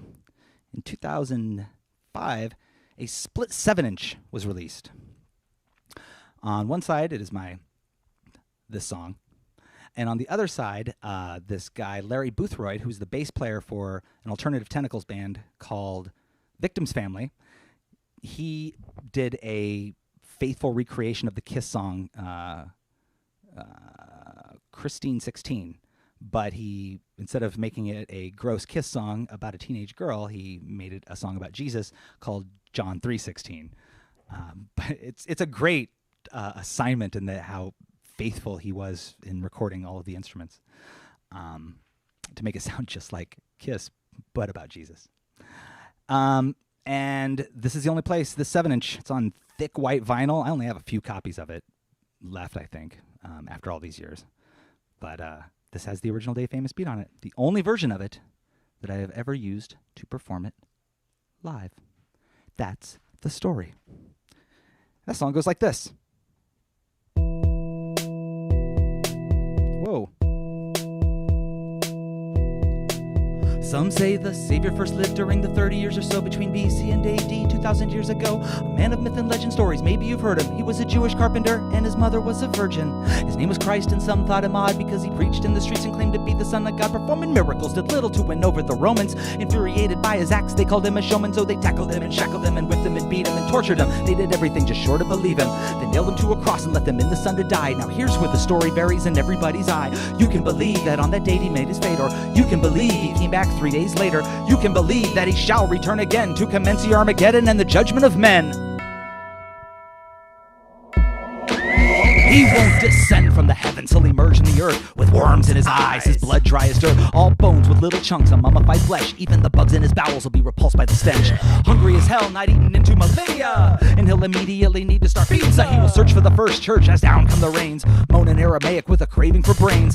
Half-eaten believers scream, it's Jesus of Nazareth! Their dead bodies rise back to life like Lazarus. This horror story you'll be in the new Bible, written by zombies, Jesus' newest disciples. Satan won't arrive for the end times war, and Christ will hunt 100 and be hungry for more. No rival, no reason to deliver us from evil. The undead Prince of Peace is feeding on people. He shall rise, rise, the Son of God will arrive back from the dead, and when it happens it'll blacken the skies. And he shall rise, rise, and we'll all be surprised as he walks the earth to the cries of he's alive. Now wait, what would Jesus do? Well, let me tell you what he'll do. He will leave a trail of goo as he prays. He prays on you, undead Messiah. The entire world turning into zombies like him. You'll die for him because he died for you. Oh, Jesus Christ, it's Jesus Christ! For centuries, men of cloth have warned us that this day will come. They've used it to keep people oppressed under their moral thumb. They've controlled and convinced us that our lives are filled with sin. Well, guess what? That's who he's coming for. Those who think they're pure like him. He will only go after those who in him have faith. So all the non-believers around the world will be safe. All the Muslims and Buddhists, the Satanists, the atheists, the Jews will be safe too. Not the Jews for Jesus, and not the hypocrites or pro-life sexists who hide with a religious ride in the heart of Texas. Most of our government will get it the same, and anyone who's committed atrocities in his name, he'll crucify Klansmen. That'll be beautiful, and then he'll get that fucking prick who pickets gay funerals. Catholic pedophiles are eaten after he whips them. Look out, cause he'll send you back to hell, Mel Gibson. Those old and gray on crusades who enforce Christian prayer in our schools and commandments and courts. All his followers who twist the words that he said are the ones he'll hunt down when he comes back from the dead. Shall rise, rise, the Son of God will arrive back from the dead, and when it happens it'll blacken the skies, and he shall rise, rise, and we'll all be surprised as he walks the earth to the cries of he's alive. Now wait, what would Jesus do? Well, let me tell you what he'll do. He will leave a trail of goo as he prays. He prays on you, undead Messiah. The entire world turning into zombies like him. You'll die for him because he died for you. He's coming, but he's coming to eat us. Christians will all turn to zombies upon his return visit. It isn't too much different than it is right now. Now is it? He shall rise, rise. The Son of God will arrive back from the dead, and when it happens, it'll blacken the skies. And he shall rise, rise, and we'll all be surprised as he walks the earth to the cries of he's alive. Now wait, what would Jesus do? Oh, let me tell you what he'll do. He will leave a trail of goo as he prays. He prays on you, undead Messiah. The entire world turning into zombies like him. You'll die for him because he died for you, and he shall rise. Thank you. That's how that one goes. Okay. So this next song, there was a period in 2005 when I was between jobs because I had been fired from one job. And I got a series of jobs that I only held for a couple of days. And in one of them, I worked at a music rehearsal studio, and I met a guy there named Jones Miller. I don't have a photo of him, and that's not his real name, and you just can't search Jones Miller on Facebook and find any good results. He used that name because he claimed that his Israeli name was too difficult for Americans to pronounce, so he was just always like, it's Jones Miller. But when the great thing came of it, because in the 3 days that I worked there, I bonded with him, told him about my act, and then he made the beat for the next song and recorded the vocals for it. Ta-da! But I can't find him now, so I hope he's doing well. Also, this song features a guest vocalist who I also have not spoken to in many years. Her name is Lady Lovely. She's credited on this record as Lady Lovely. I met her in 2005, 2006, at a Dr. Sketchy's event. If you don't have a Dr. Sketchy's in your town, it's this event. It's like a life drawing class in a bar for drunks. So you go to a bar and they bring in some models and you have some drinks and you bring your sketch pads and you draw pictures of the models. A lot of burlesque performers have done it. At this time, they had started booking a musical act for their intermission. So I got booked to perform there, and that was the day that I met Lady Lovely. This is the first, this is the day that I met her. This picture was taken by the photographer at the event. Oh, it's so suggestive. But I didn't even know her, and I'm 12 years old, but I look like Benjamin Franklin at 12 years old. So anyway, Lady Lovely, we talked. She liked my act, and she had told me that she was also a musician, and she was working on this EP, and we stayed in touch, and then I asked her if she wanted to do some vocals on this song. And then she did, and we only performed it a couple of times. This is us performing it in Greenpoint. Why did I put two of these in here? Anyway, there are two of them. We only performed it, a couple of times. She came back for Manslaughter, and she performed on the song Thunder Thief, but by then she changed her name to Jane Silence. That was her new stage name. And then at the CD release party for Manslaughter, your friend MC Frontalot was there, and he liked her vocals a lot, and then he hired her to sing the hook on a song on his album Zero Day, on a song called Disaster that featured me and Beefy. It's a disaster whenever you get three nerd rappers. So that's a story. That's who... that's a story. That ain't how it happened. Good job.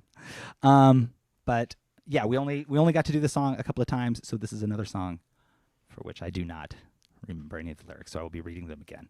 And also, I have not spoken to Lady Lovely, a.k.a. Jane Silence, in many years, so tonight, her parts will be delightfully performed by the one and only Bunny Buxom.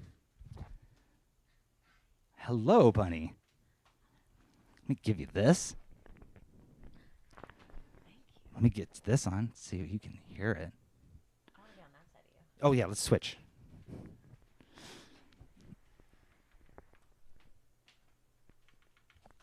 I guess we'll have to check. Can you say something, see if it comes? Hello. Can you hear me? Yeah, can you hear me coming through this thing? I can. Oh, great. Haha.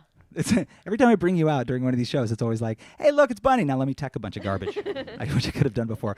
So one more time, let me do that again without an interruption. Folks, give it up for the amazing Bunny Buxom. She's going to sing the parts of this song. I am. And I'm going to read the parts of this song because I don't remember it anymore. Yeah, but you might see me doing like... You want to... You might need to glance over too? I mean, probably not. I'm just trying to make it feel better.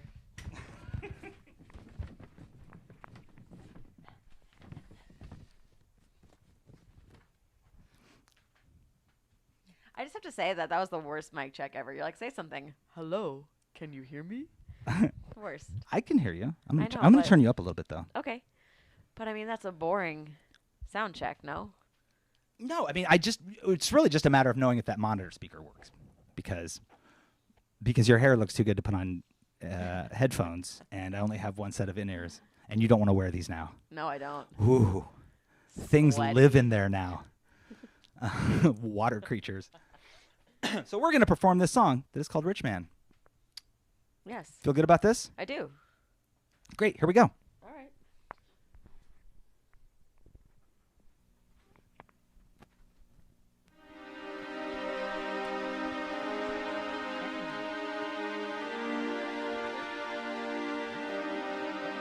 You know what's crazy, though?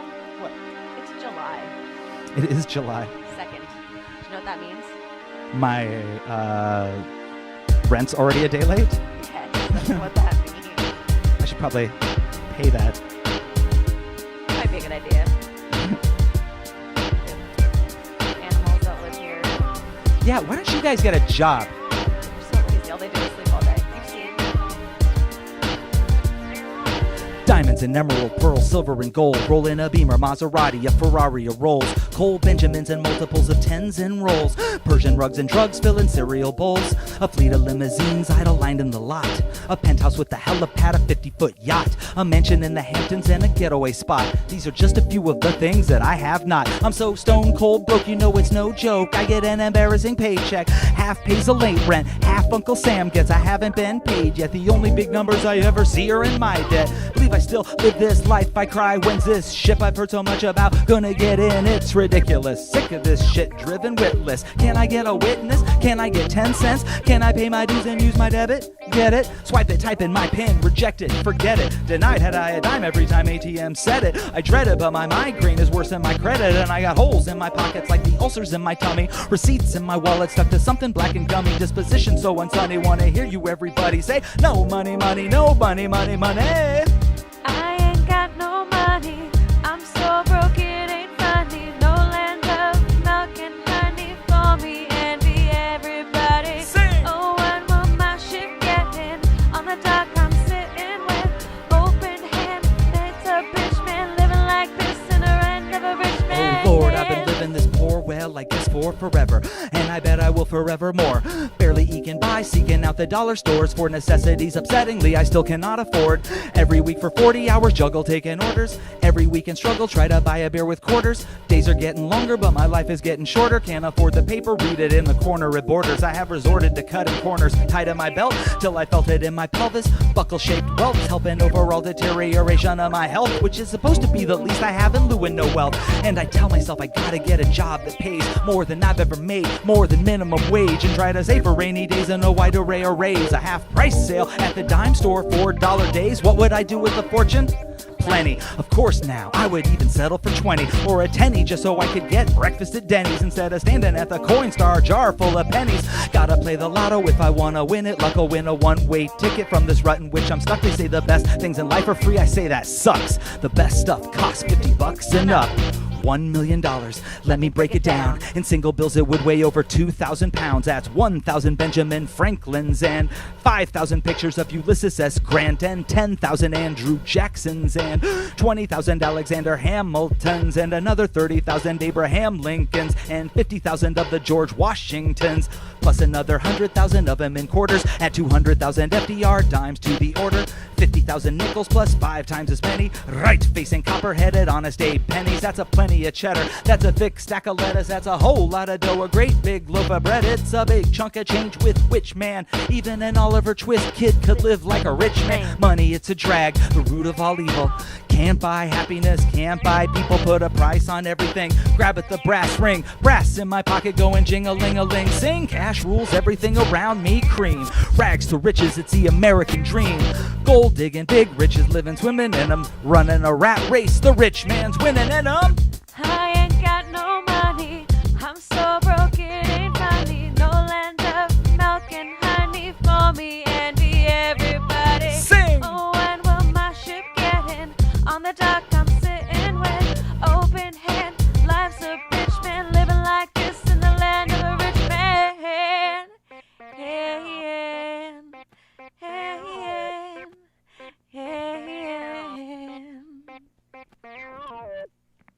Yay! Folks, give it up for Bunny Buxom. That was great.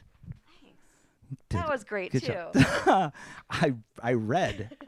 I used to do this thing in high school in speech contest called choral reading, where you'd actually have a script and everybody would read lines at certain But times. you know what? I was looking over at your lyric sheet, trying to like be hype, Uh-huh. but I couldn't read as fast as you could, so I just kept doing this.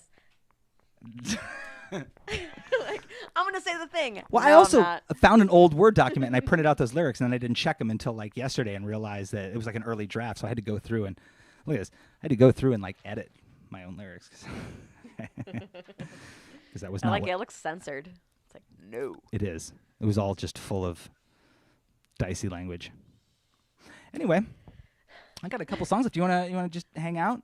I do. I'm gonna get a glass of water, stay hydrated. It's hot, and also a glass of wine because Stay hydrated. Stay hydrated. It's hot. And then probably find a cat, and then I think I'll sit in that chair. Great. And then maybe later in the show, you can participate in the parade of gargoyles. Oh no, I don't do that. Yes. I'm going to need you to be their official handler. Just kidding. I love the gargoyles. That's it. I did it. I did it. You look like that water tasted bad. No, I was disappointed at its finishedness. Okay, I'm gonna get wine and water and cats, and I'll be over there. So I'll see you in the background. Would you mind getting me some more water? Oh, thank you. Turn that off. Let me turn this off. All right, folks, got a couple of songs left here. Let's just see. Let's just keep on cruising through. Let's keep it moving, like we're MC Lars.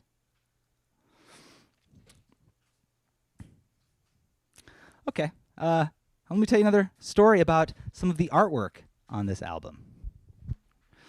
If you recall, as I've gone back to it a couple of times, this is the album cover for Mark of the Beast, the record I'm currently performing. Did you know, though, even though that's the way that it is cropped there, thank you. Oh, sweet, sweet water. Did you know, though, that it was not designed as that? It was not designed it was not just drawn at that square. It was a full drawing. Did you know that there was a full drawing of it. Let me show it to you. Let me show you what it looks like. I'll show it to you. Yeah, it looks like that. Yeah, what a nightmare that is. I mean, I always knew I was going to trim it down, but I did, draw the whole face. I just didn't finish the eyes because they weren't going to go on the record.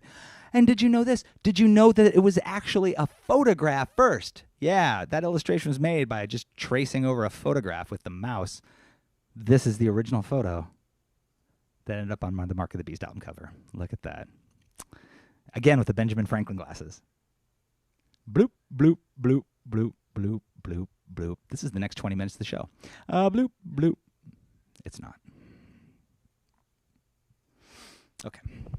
This next song has a beat that was made by my dear friend Cool Z. We used to tour a lot in 2005 and 2006, and one of the kind of surefire things that would happen on all these tours is that he would bring like a CDR of some of the beats he was working on. He would play them in the van, and then I would claim some of them and make songs. And Rochelle Topping's like, that's actual tongue length? I'm sorry, I'm going to go back and show you. Yes! Wait, where did it go now? Oh, there it is. Yes! Anyway, Cool Z would make these beats, and then I would call dibs on some of them, and I would make some songs. And some of those beats have ended up on my records over the years, including this next one. Now, this song's probably written in like 2005. This is one of my favorite songs for the longest time. I'm sorry, I keep getting distracted, but look at the... Hey, Henry, what's up? What are you doing? You look like you just became self-aware. All right. This was one of my favorite songs early on, but I got a lot of problems with a lot of this material now. I don't think it has aged so well. I am not as much of a stickler about language now, about grammar and spelling and punctuation, because none of us are, because the internet has taken that away. But also, just for a more important reason, being really pedantic about the English we were taught in school is pretty racist and complicated and problematic and fucked up, and language never really stops evolving. So seizing on somebody's grammatical error in an online fight is a pretty poor strategy and just kind of petty. So I don't really subscribe to all of the stuff that I'm about to rant about in this song, but I still like hearing my friend Cool Z's beat, and I like a couple of the rhymes in it. So I'm going to have fun with it anyway. But I definitely would have not written this song in the past 5 years. What? It's a theme of the evening. I'm re-examining old stuff and being like, I can't believe I wrote these songs on purpose. This one I can. I'm not that far removed from it.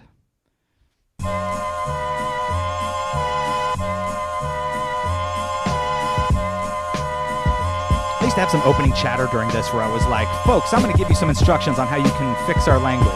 Now, I don't think it's really going to fix it, but one thing it will do is make it easier for us to hang out. I guess I said it anyway. I don't like the way that you're talking to me, but I don't really mind what you're saying. My back will be turned to the words that you speak until the day you find the right way to say them. I don't like the way that you're talking to me, but I don't really mind what you're saying.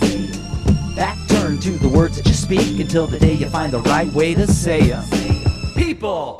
The way that you talk is often so very embarrassing, it's time that it stopped. Our generation sounds like a bunch of dumb kids who grew up and still talk like a bunch of dumb kids. It's time that we unite, it's due time that we fight deterioration of our communication tonight. I call upon us all to stand tall in our hearts and stop talking like morons. Here's where we start.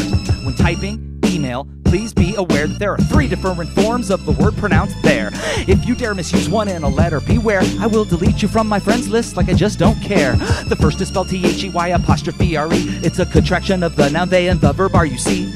T-H-E-I-R is a possessive pronoun when you want to say that they possess it or it belongs to them. And T-H-E-R-E is an adverb with direction, which oftentimes is used to modify a preposition. With practice, you can learn to use all 3 in a sentence. For example, there and there with their bear. There, I said it. The thing I hate most that gets me so pissed are people, adults, who talk like this, like everything's a question, with such indecision. You sound like a little kid. Speak with some conviction. And speaking of questions, you need to announce one by stating the word first before you pop out without one. Because when you say, question, what is the story? I'll reply, answer. That is annoying. And like, please don't overuse the word like unless you're like 10 and like talking about your new bike. Like is an adverb. It's used to compare things. Like when you say like so much, you sound like a prom queen. You know what I mean? You know what I mean? Oh, stop asking me that. I'll stop and ask if need be. And please don't reply with, that's what I'm talking about when I'm talking. Because actually, that's what I'm talking about. Please refrain from typing messages in all caps.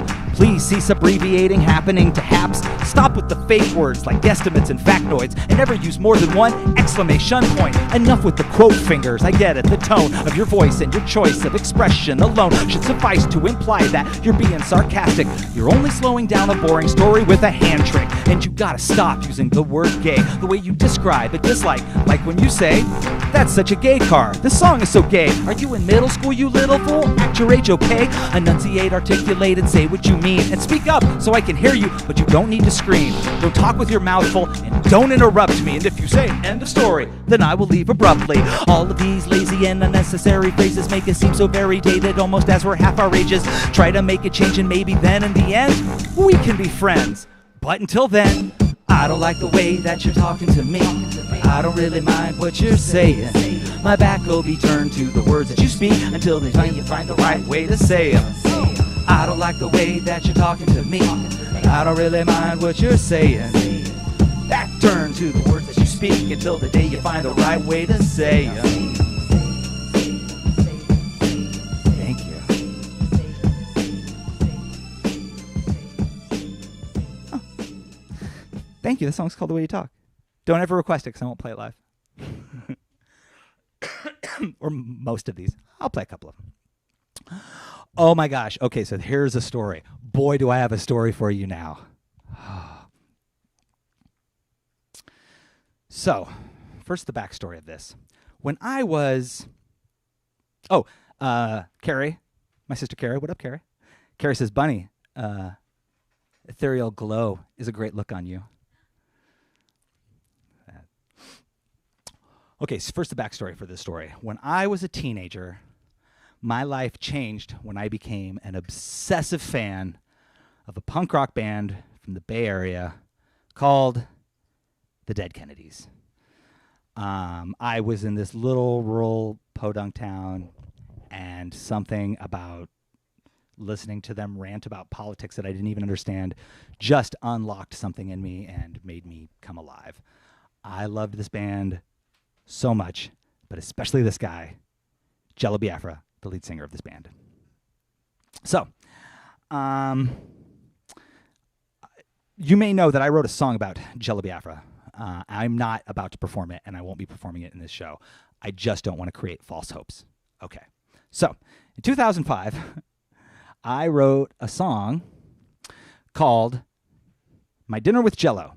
And this appeared on this demo CD. These are like demo versions of the songs that ended up on Mark of the Beast.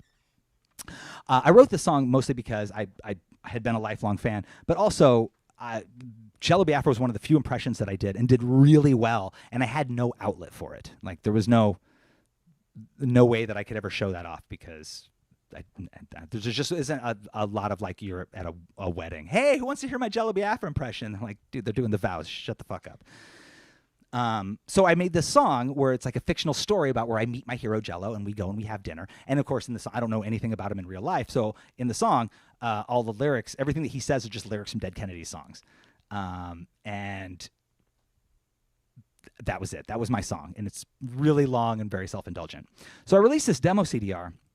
And sometime, I think in 2006, this ended up in the hands, a copy of this ended up in the hands of an intern who worked at Alternative Tentacles, the label that Jello owns that released all the Dead Kennedys records that came out when I was a kid and even earlier. And I got an email from this intern saying, yo, Jello heard your song about him and he likes it. And I freaking died. I lost my mind. Also, it was worth noting that in 2005, Jello Biafra did not have an email account. He would dictate emails to interns and they would send the emails to me. So they all read like telegrams. Heard your song. Stop. Enjoyed the moments in it in which you did an impression of me. Stop. It was like that. But he said he really liked the song. So I wrote back to this intern and said, hey, I'm going to be in San Francisco on tour with my friend Cool Z in a few weeks.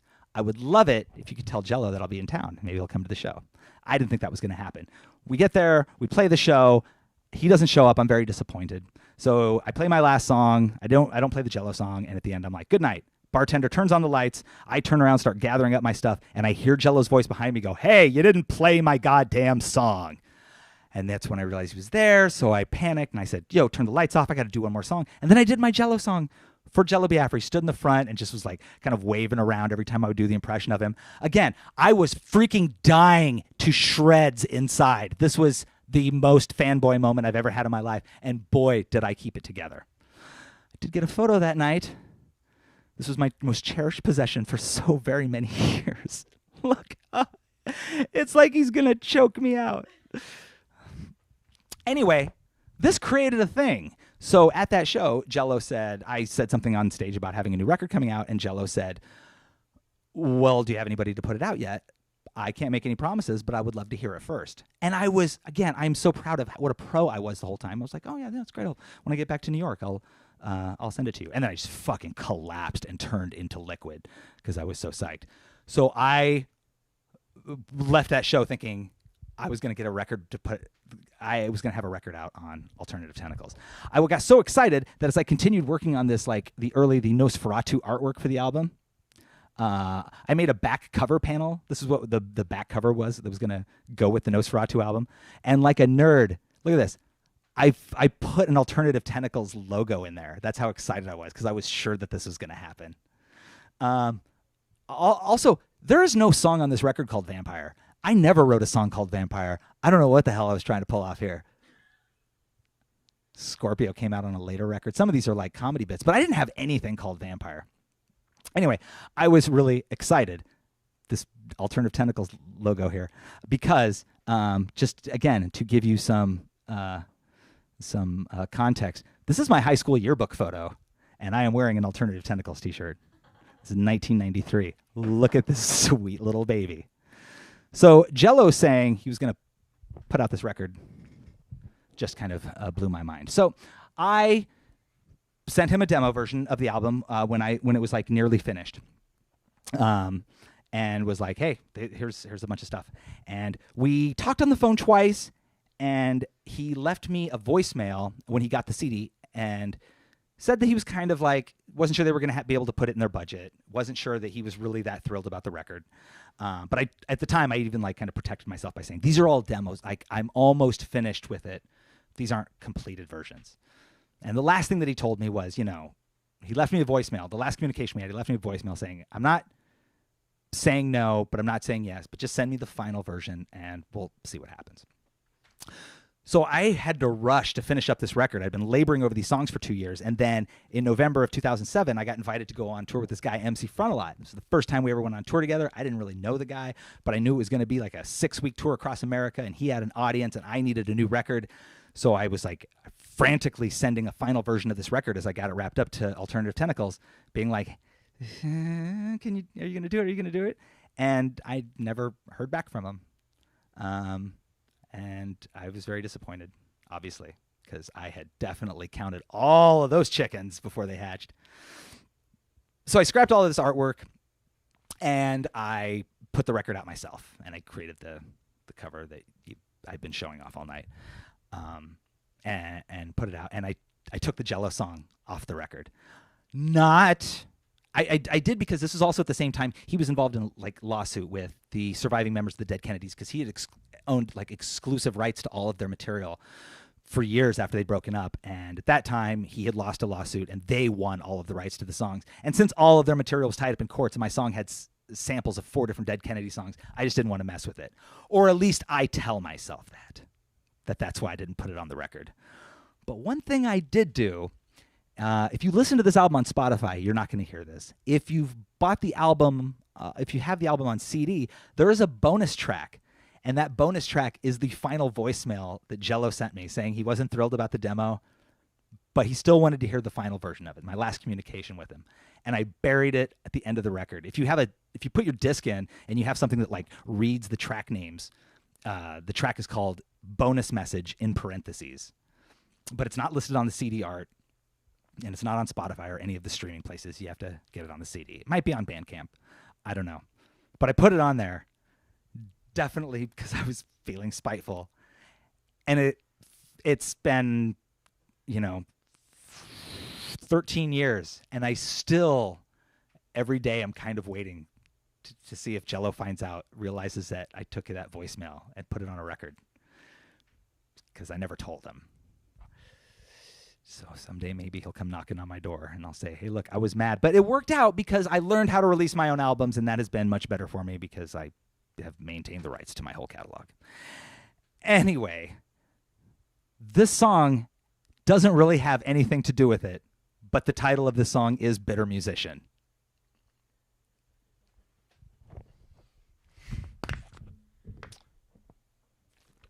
And for the record, it's one of the songs that Jello did like. And I'm going to play drums on it. Oh my goodness. Can we get a removal service in here? Thank you. Very good.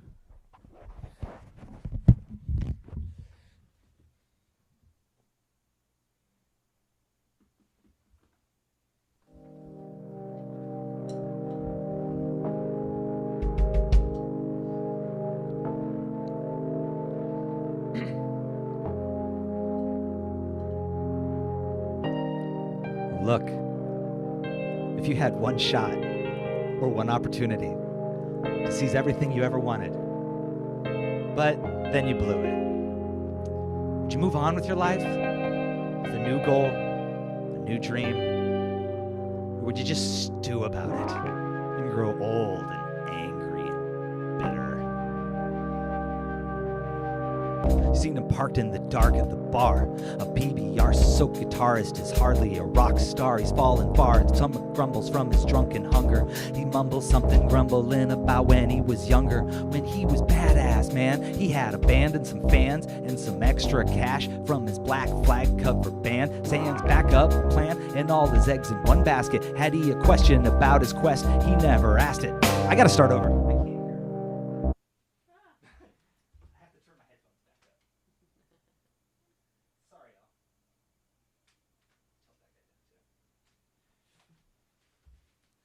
Sorry, I have to turn my headphones off for the drum songs. I forgot to do it, and I couldn't hear it. Here we go.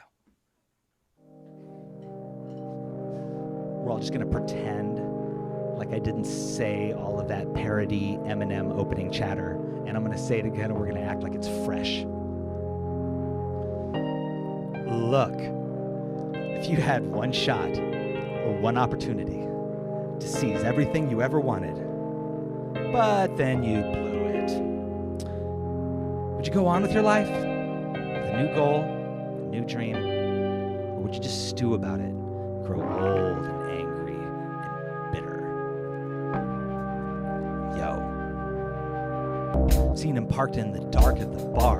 A PBR soaked guitarist is hardly a rock star. He's fallen far, his stomach rumbles from his drunken hunger. He mumbles something grumbling about when he was younger, when he was badass, man. He had a van and some fans and some extra cash from a Black Flag cover band. Sam's backup plan and all his eggs in one basket. Had he a question about his quest, he never asked it. His early 20s, in his heart and hearts of his mind, he knew he would make plenty, only a matter of time.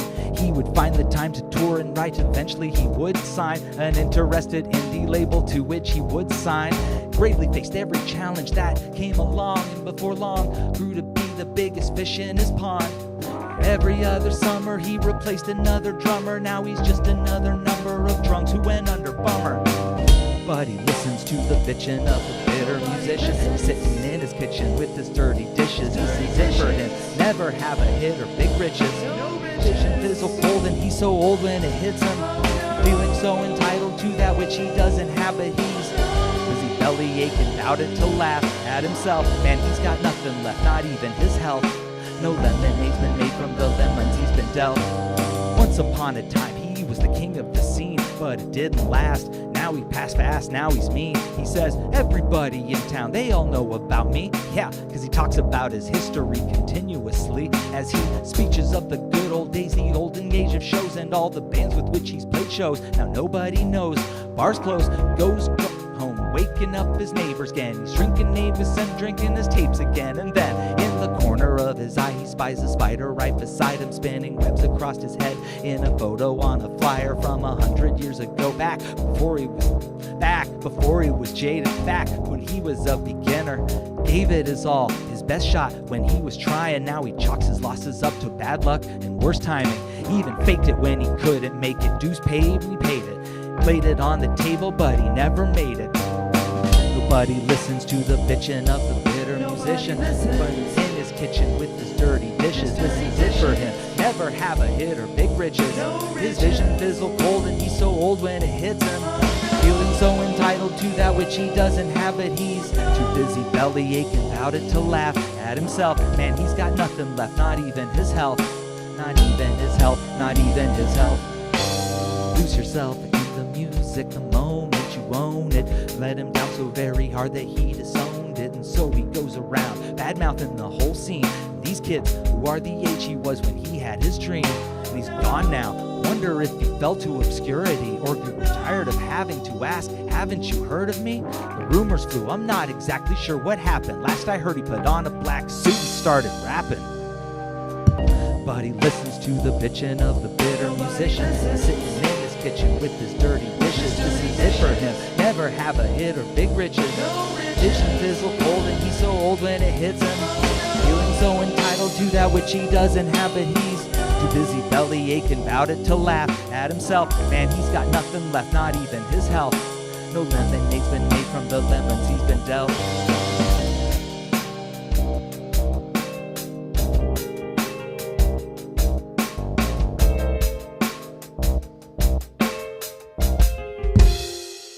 Something like that. Thank you. All right.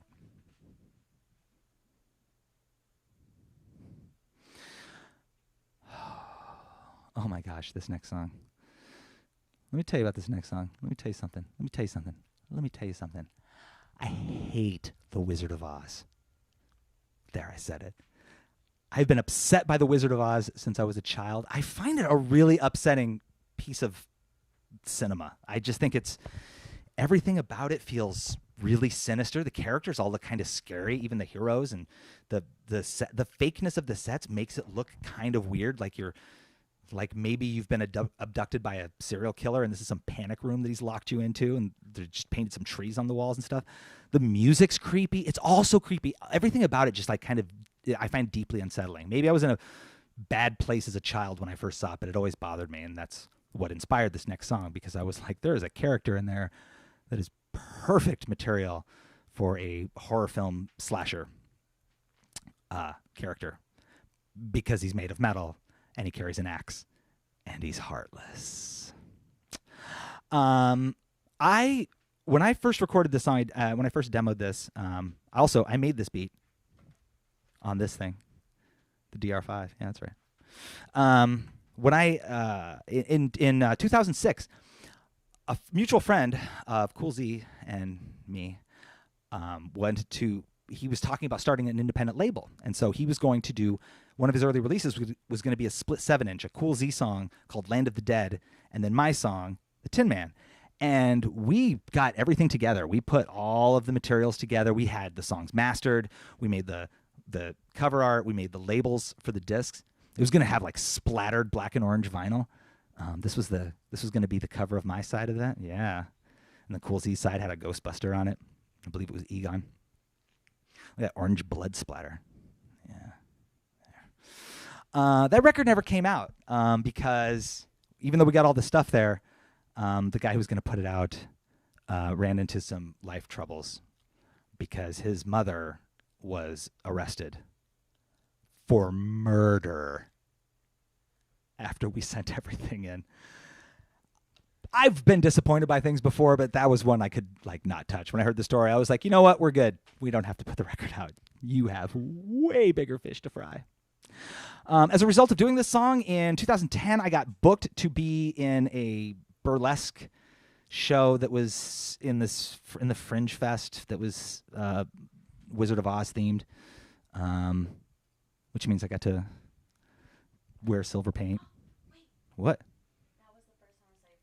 That was the first time Bunny Buxton saw me perform, 2010, and in the Friends of Dorothy is what the show was called. Oh, I didn't remember to add that little detail. Got a couple of pictures in that show. Oh, look at that. Whoa, that's the old Galapagos. Yeah, look at this. Look at this. Oh.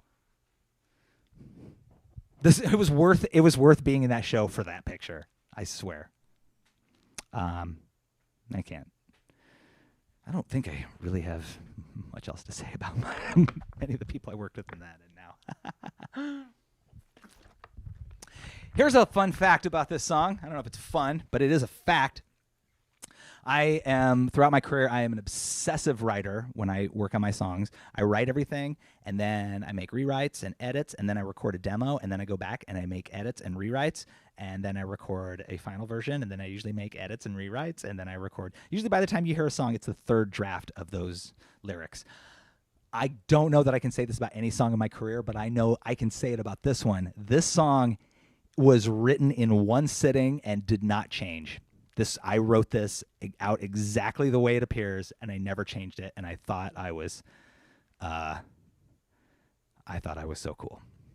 I clearly still do because I'm telling you about it. So I'm going to perform it. First costume change. Which side do you think? Should it go on this side or the other side? This side?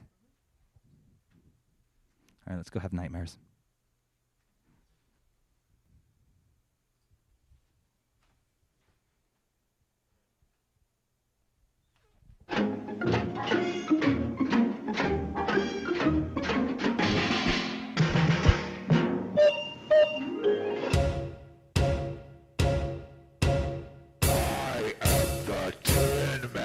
For 100 years he rested here, rusted, shut and so dormant, in a little lost corner where no one strolls in the soul of this horrible forest. For a little lost lass from Kansas, snatched by a tornado, came forward, poured a little drop of oil in his joint. She heard his voice, time for performance. He did rise and strained open his eyes, and he lowered his axe to his side as it was still raised high to the sky.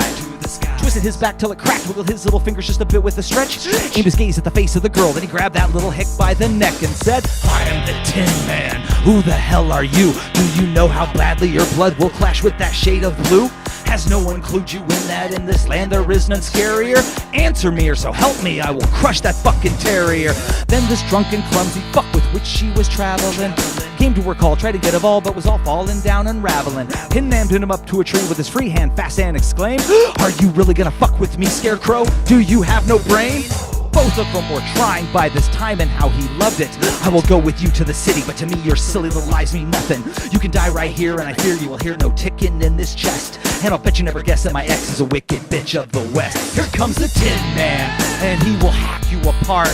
His skin is made of metal and he has no heart. He needs oil, his body is so cold and so hollow. A bloodbath down the yellow path that he follows. Here comes the Tin Man. Look in his ball-bearing eyes, find an empty stare as icy as his Ironside hide. Kind of like a robot with no wires inside.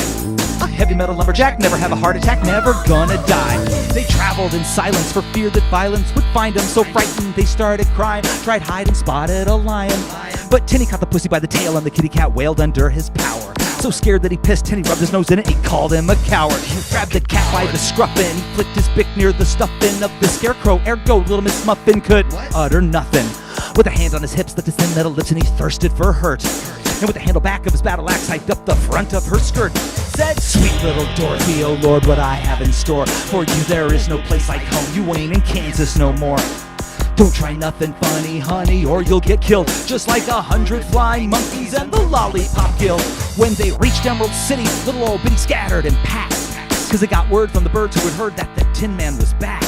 That empty phallic palace, thick with malice and fear, and at the end of a long hall, a 10-foot-tall greenhead did appear. He called himself the Great Wizard, yeah, like hell you are, old man. So certain that he heard him, Tinny pulled back the curtain, caught him in his cold hand.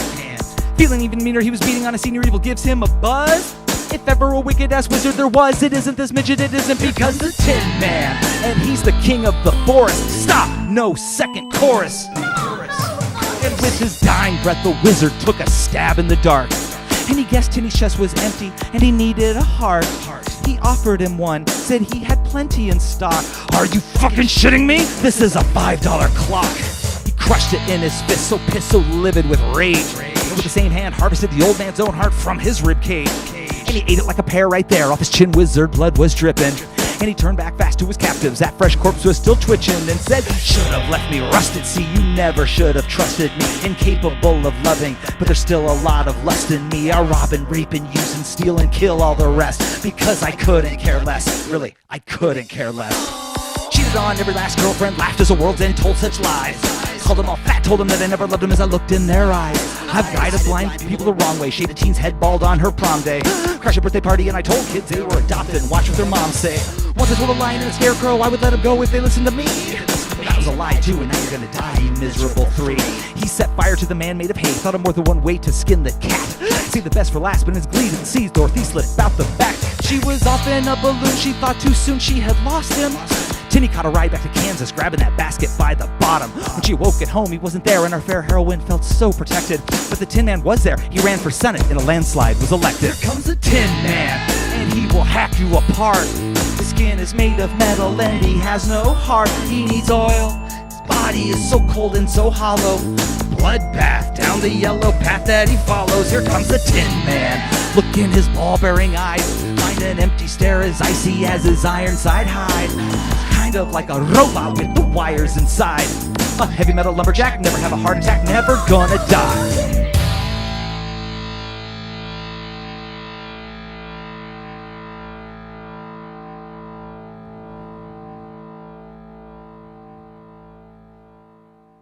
Two things just occurred to me. If I wanted that song to be scarier, I should have just sung it in the Tin Man's real voice.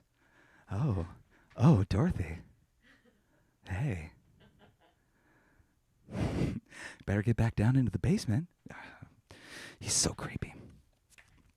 Another thing occurs to me that now that I'm playing all these songs in a row without taking breaks in between, this album, I make 3 references to prom.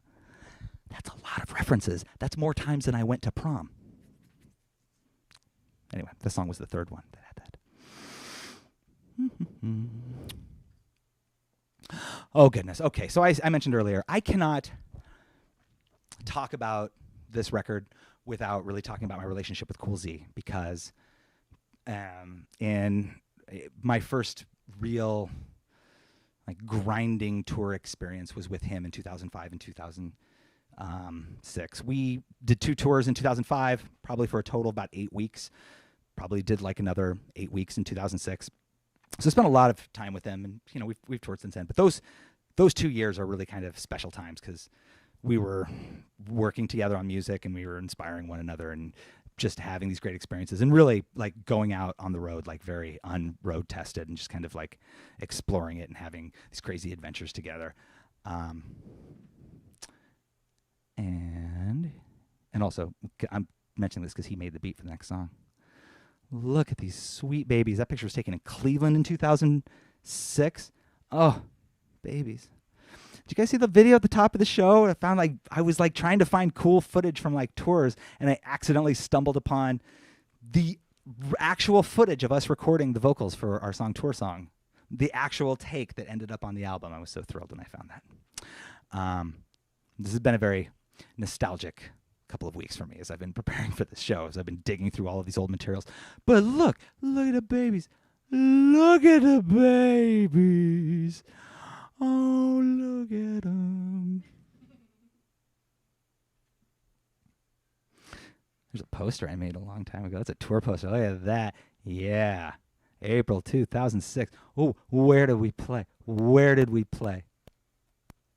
Chicago, Dubuque, St. Paul, Madison, Milwaukee, Iowa City, Champaign, Omaha, Lincoln, Lawrence, Columbus, Indianapolis, Lansing, Ypsilanti, Cleveland, Boston, and New York City. So all Midwest except for the last 2 days. Oh, that was a good one. Yeah. I miss my friend Cool Z very much. We don't get to see each other very much anymore. We were supposed to go on tour in May. We started planning it earlier this year, and then of course the pandemic came along, and so that tour got canceled, and we have no idea when it's going to happen again or when we're going to get to hang out. But because of the magic of live streaming technology, we're just going to go to Fairfield and see him. Yeah, that's right. We're going to Fairfield, Iowa to see Cool Z.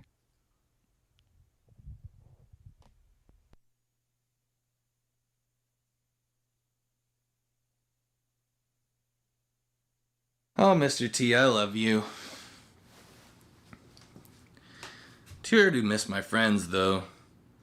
You know, all the people I used to tour with, and, you know, wonder what Mark's doing right now.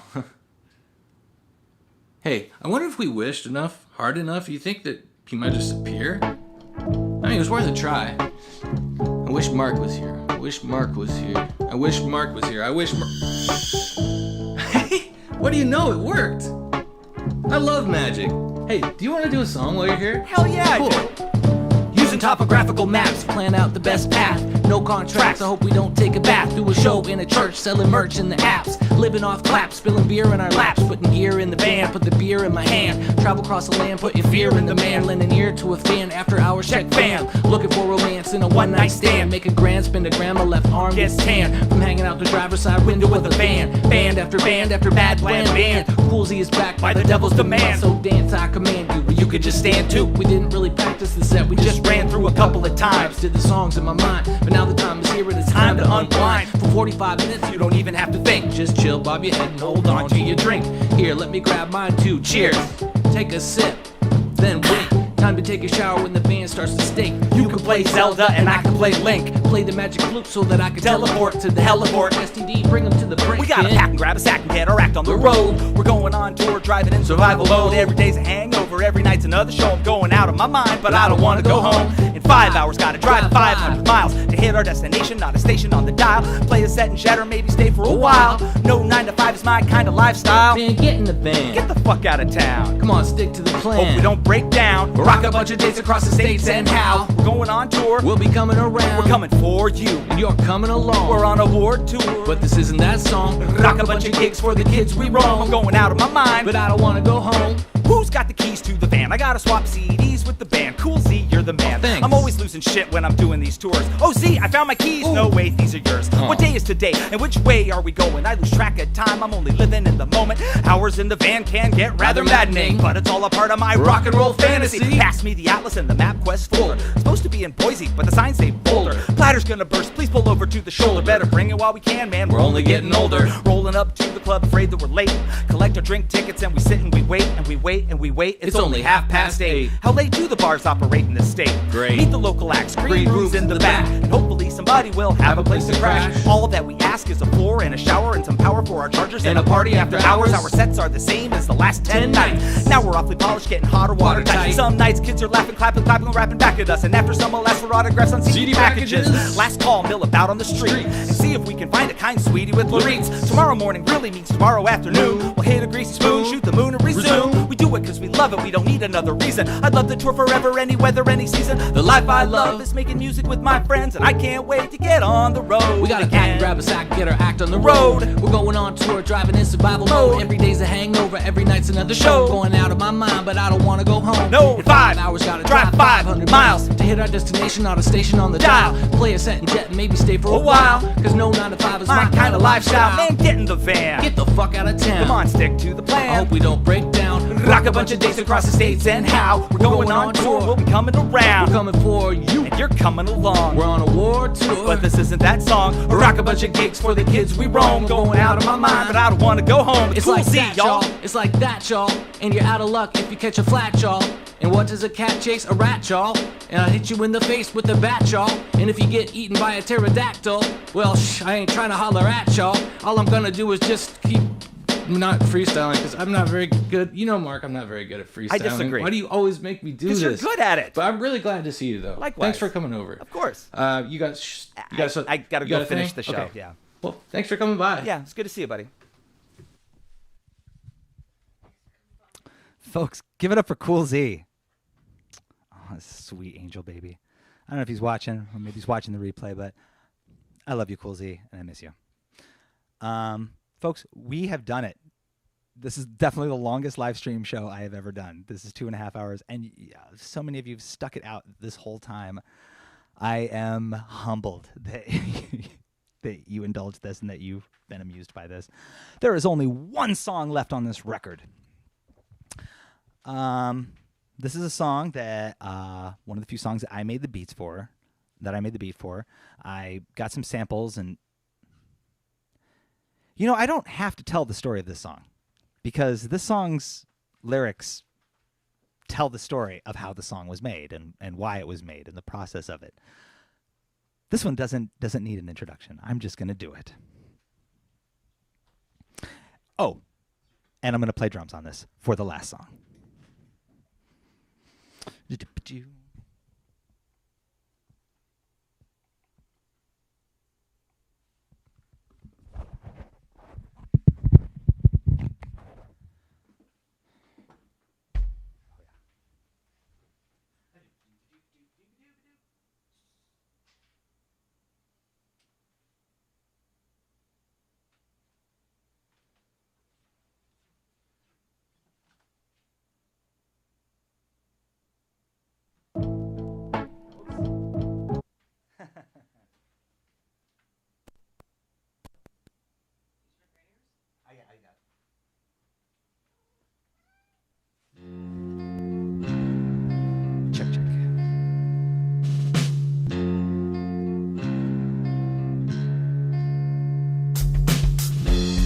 Took a couple of days to make this last song, one that now plays. I never really had a song that worked well to close every badass set from all of my badass shows. But now I got one, and I think it's a hot one. It's so old, some of the lyrics are forgotten. Like here. It's awkward, I know, but it doesn't happen very often. Take a lot to put it together using my Mac. Well, it's an iMac, but whatever. Got a file share or LimeWire, for example. Downloaded MP3s that I needed for samples. Drums came from James Brown and Off Bit and Hit, and the bass and guitar came from Rocket from the Crypt. Drag and drop the files into Pro Tools 6, which I haven't really mastered, but I know some cool tricks. Chopped it up and reassembled it in new layers. I exported it, ported it to my MP3 player. I listened as scribbled on the 1/4 bus. In my notebook I wrote this fun chorus. It goes, this is my last song, I gotta go. I gotta thank you one and all for coming out to the show. And if you didn't like my act or thought my set was too long, you're in luck, it's nearly over. This is my last song, it is my last song. This is my last song, last song. Think there's another, well that's wrong. Seriously, it's the last song, and then there's no more. I'm flattered, but please don't ask me for an encore. It always seems to me to be so fake when that happens. Thank you and good night, and then wait for the crowds clapping. I mean it, man, when this song is over, I'm done. Want a free sticker? Come and get one. I'd like to thank you all again for staying so late. It's crowds like you that make playing so great. I've got some CDs to sell, they only cost $10. Can't afford it now, send me an electronic holler. Find my mailing list and later on log on to my website, it's schafferthedarklord.com. Hey, could someone in the house be a dear and maybe run to the bar and get me another beer? Thanks. I'd handle the matter, but I'm out of drink tickets. Sierra Nevada. This is my last song, I gotta go. I'd like to thank you one and all for coming out to the show. And if you didn't like my act or thought my set was too long, you're in luck, nearly over. This is my last song, it is my last song. This is my last song, last song. If I had, I'd hit a brass gong. Folks, at this time, I would like to thank everyone and everything that made tonight's show great in no particular order. Let's hear it for the door guy, hear it for the sound man, hear it for the bar staff, hear it for the other bands, hear it for the audience, this one really rocks. Let's hear it for the venue, hear it for my black box. Let's hear it for the city, let's hear it for the street. Let's hear it for my friends who made some of my killer beats. Let's hear it for DB, the name of my label. And once again, please sign my CDs at the merch table. Hear it for the internet, let's hear it for Craigslist. Let's hear it for the booking agent and the guest list. Let's hear it for weed, let's hear it for sound checks. Let's hear it for both coasts as well as the Midwest. Let's hear it for America, the North Hemisphere. Let's hear it if you came, cause your crush is here. Let's hear it for this show, it's been out of sight. My name is Schaffer the Darklord, thank you and good night.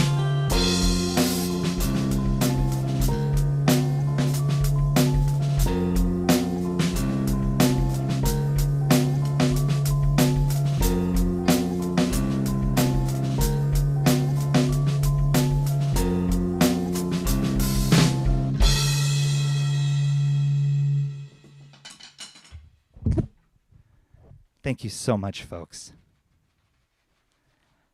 That has been our show this evening.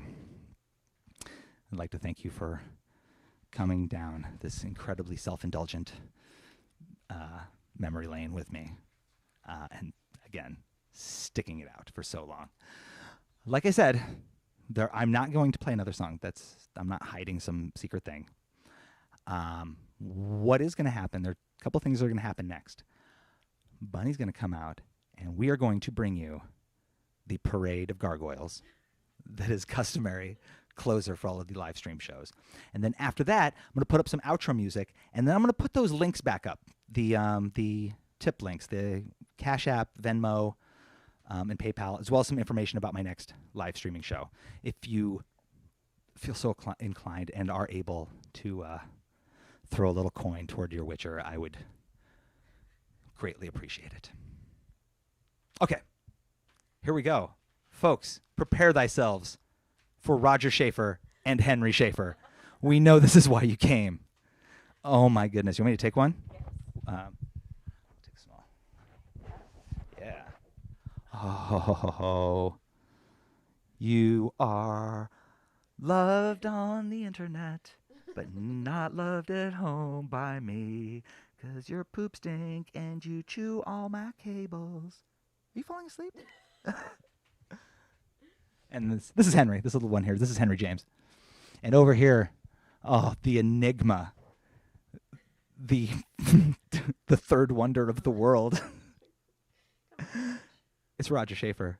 Roger, Lord Motherfucker Schaffer. His middle name is Lord Motherfucker. The weirdest animal, including all humans, that I've ever met. You are just an absolute puzzle of a creature. Oh, this belly.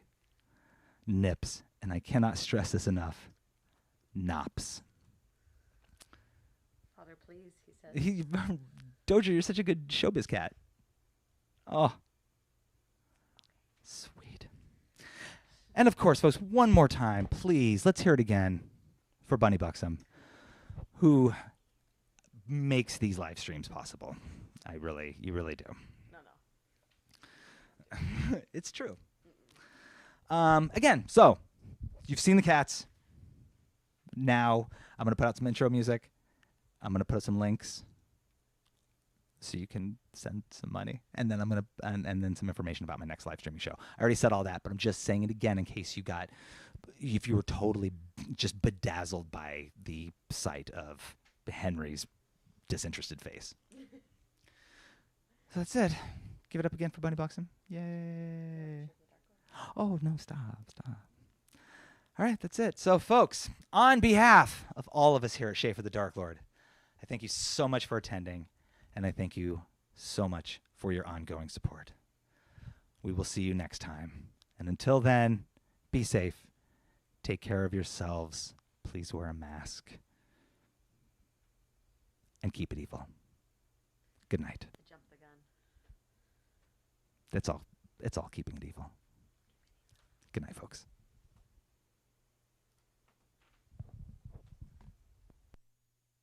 So you're saying the album is nearly done?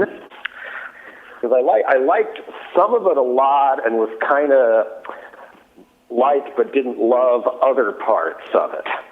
Yeah, the ones I really liked were Cat People, Craigslist, Night of the Living Christ, and Bitter Musician.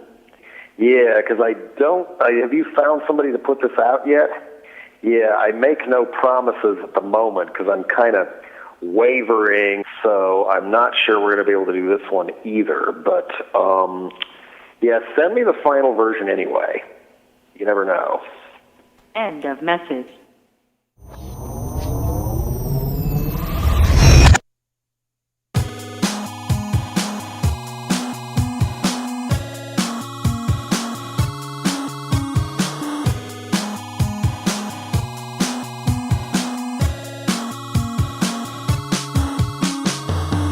Get with it, pick it up now. You see my big black boot heel coming down. Can't skip it,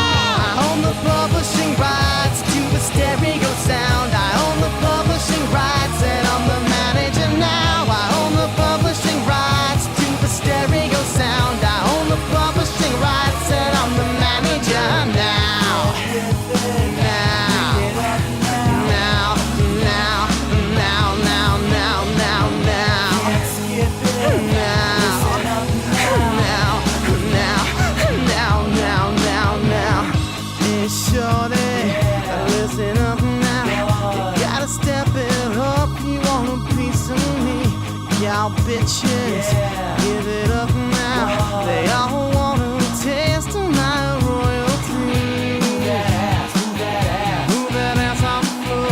Move that ass, move that ass, move that ass no more.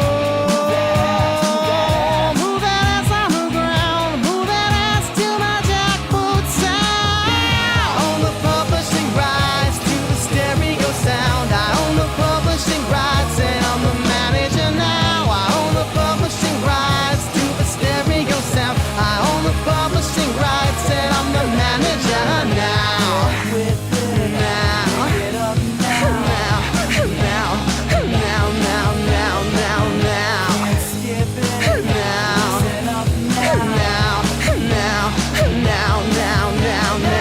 Now step into my office. We're drafting up your contract. At the bottom you will find a little dotted line, and I'ma need your Hancock on that. Now once you find it, sign it. We're kinda short on time, it's fine, kid. Don't you hesitate and don't you try to make your eyes squint. Never mind that fine print. Under the cover of night, you might find something ain't right. You just signed everything over to me, even the publishing rights. Oh, one last thing, just listen. You and like-minded bitches will in a world of pain if you attempt in vain any copyright infringement. Y'all bitches, y'all bitches, what? Y'all bitches dance and have sex with me. Y'all bitches, y'all bitches, what? Y'all bitches fuck, that's my philosophy. Y'all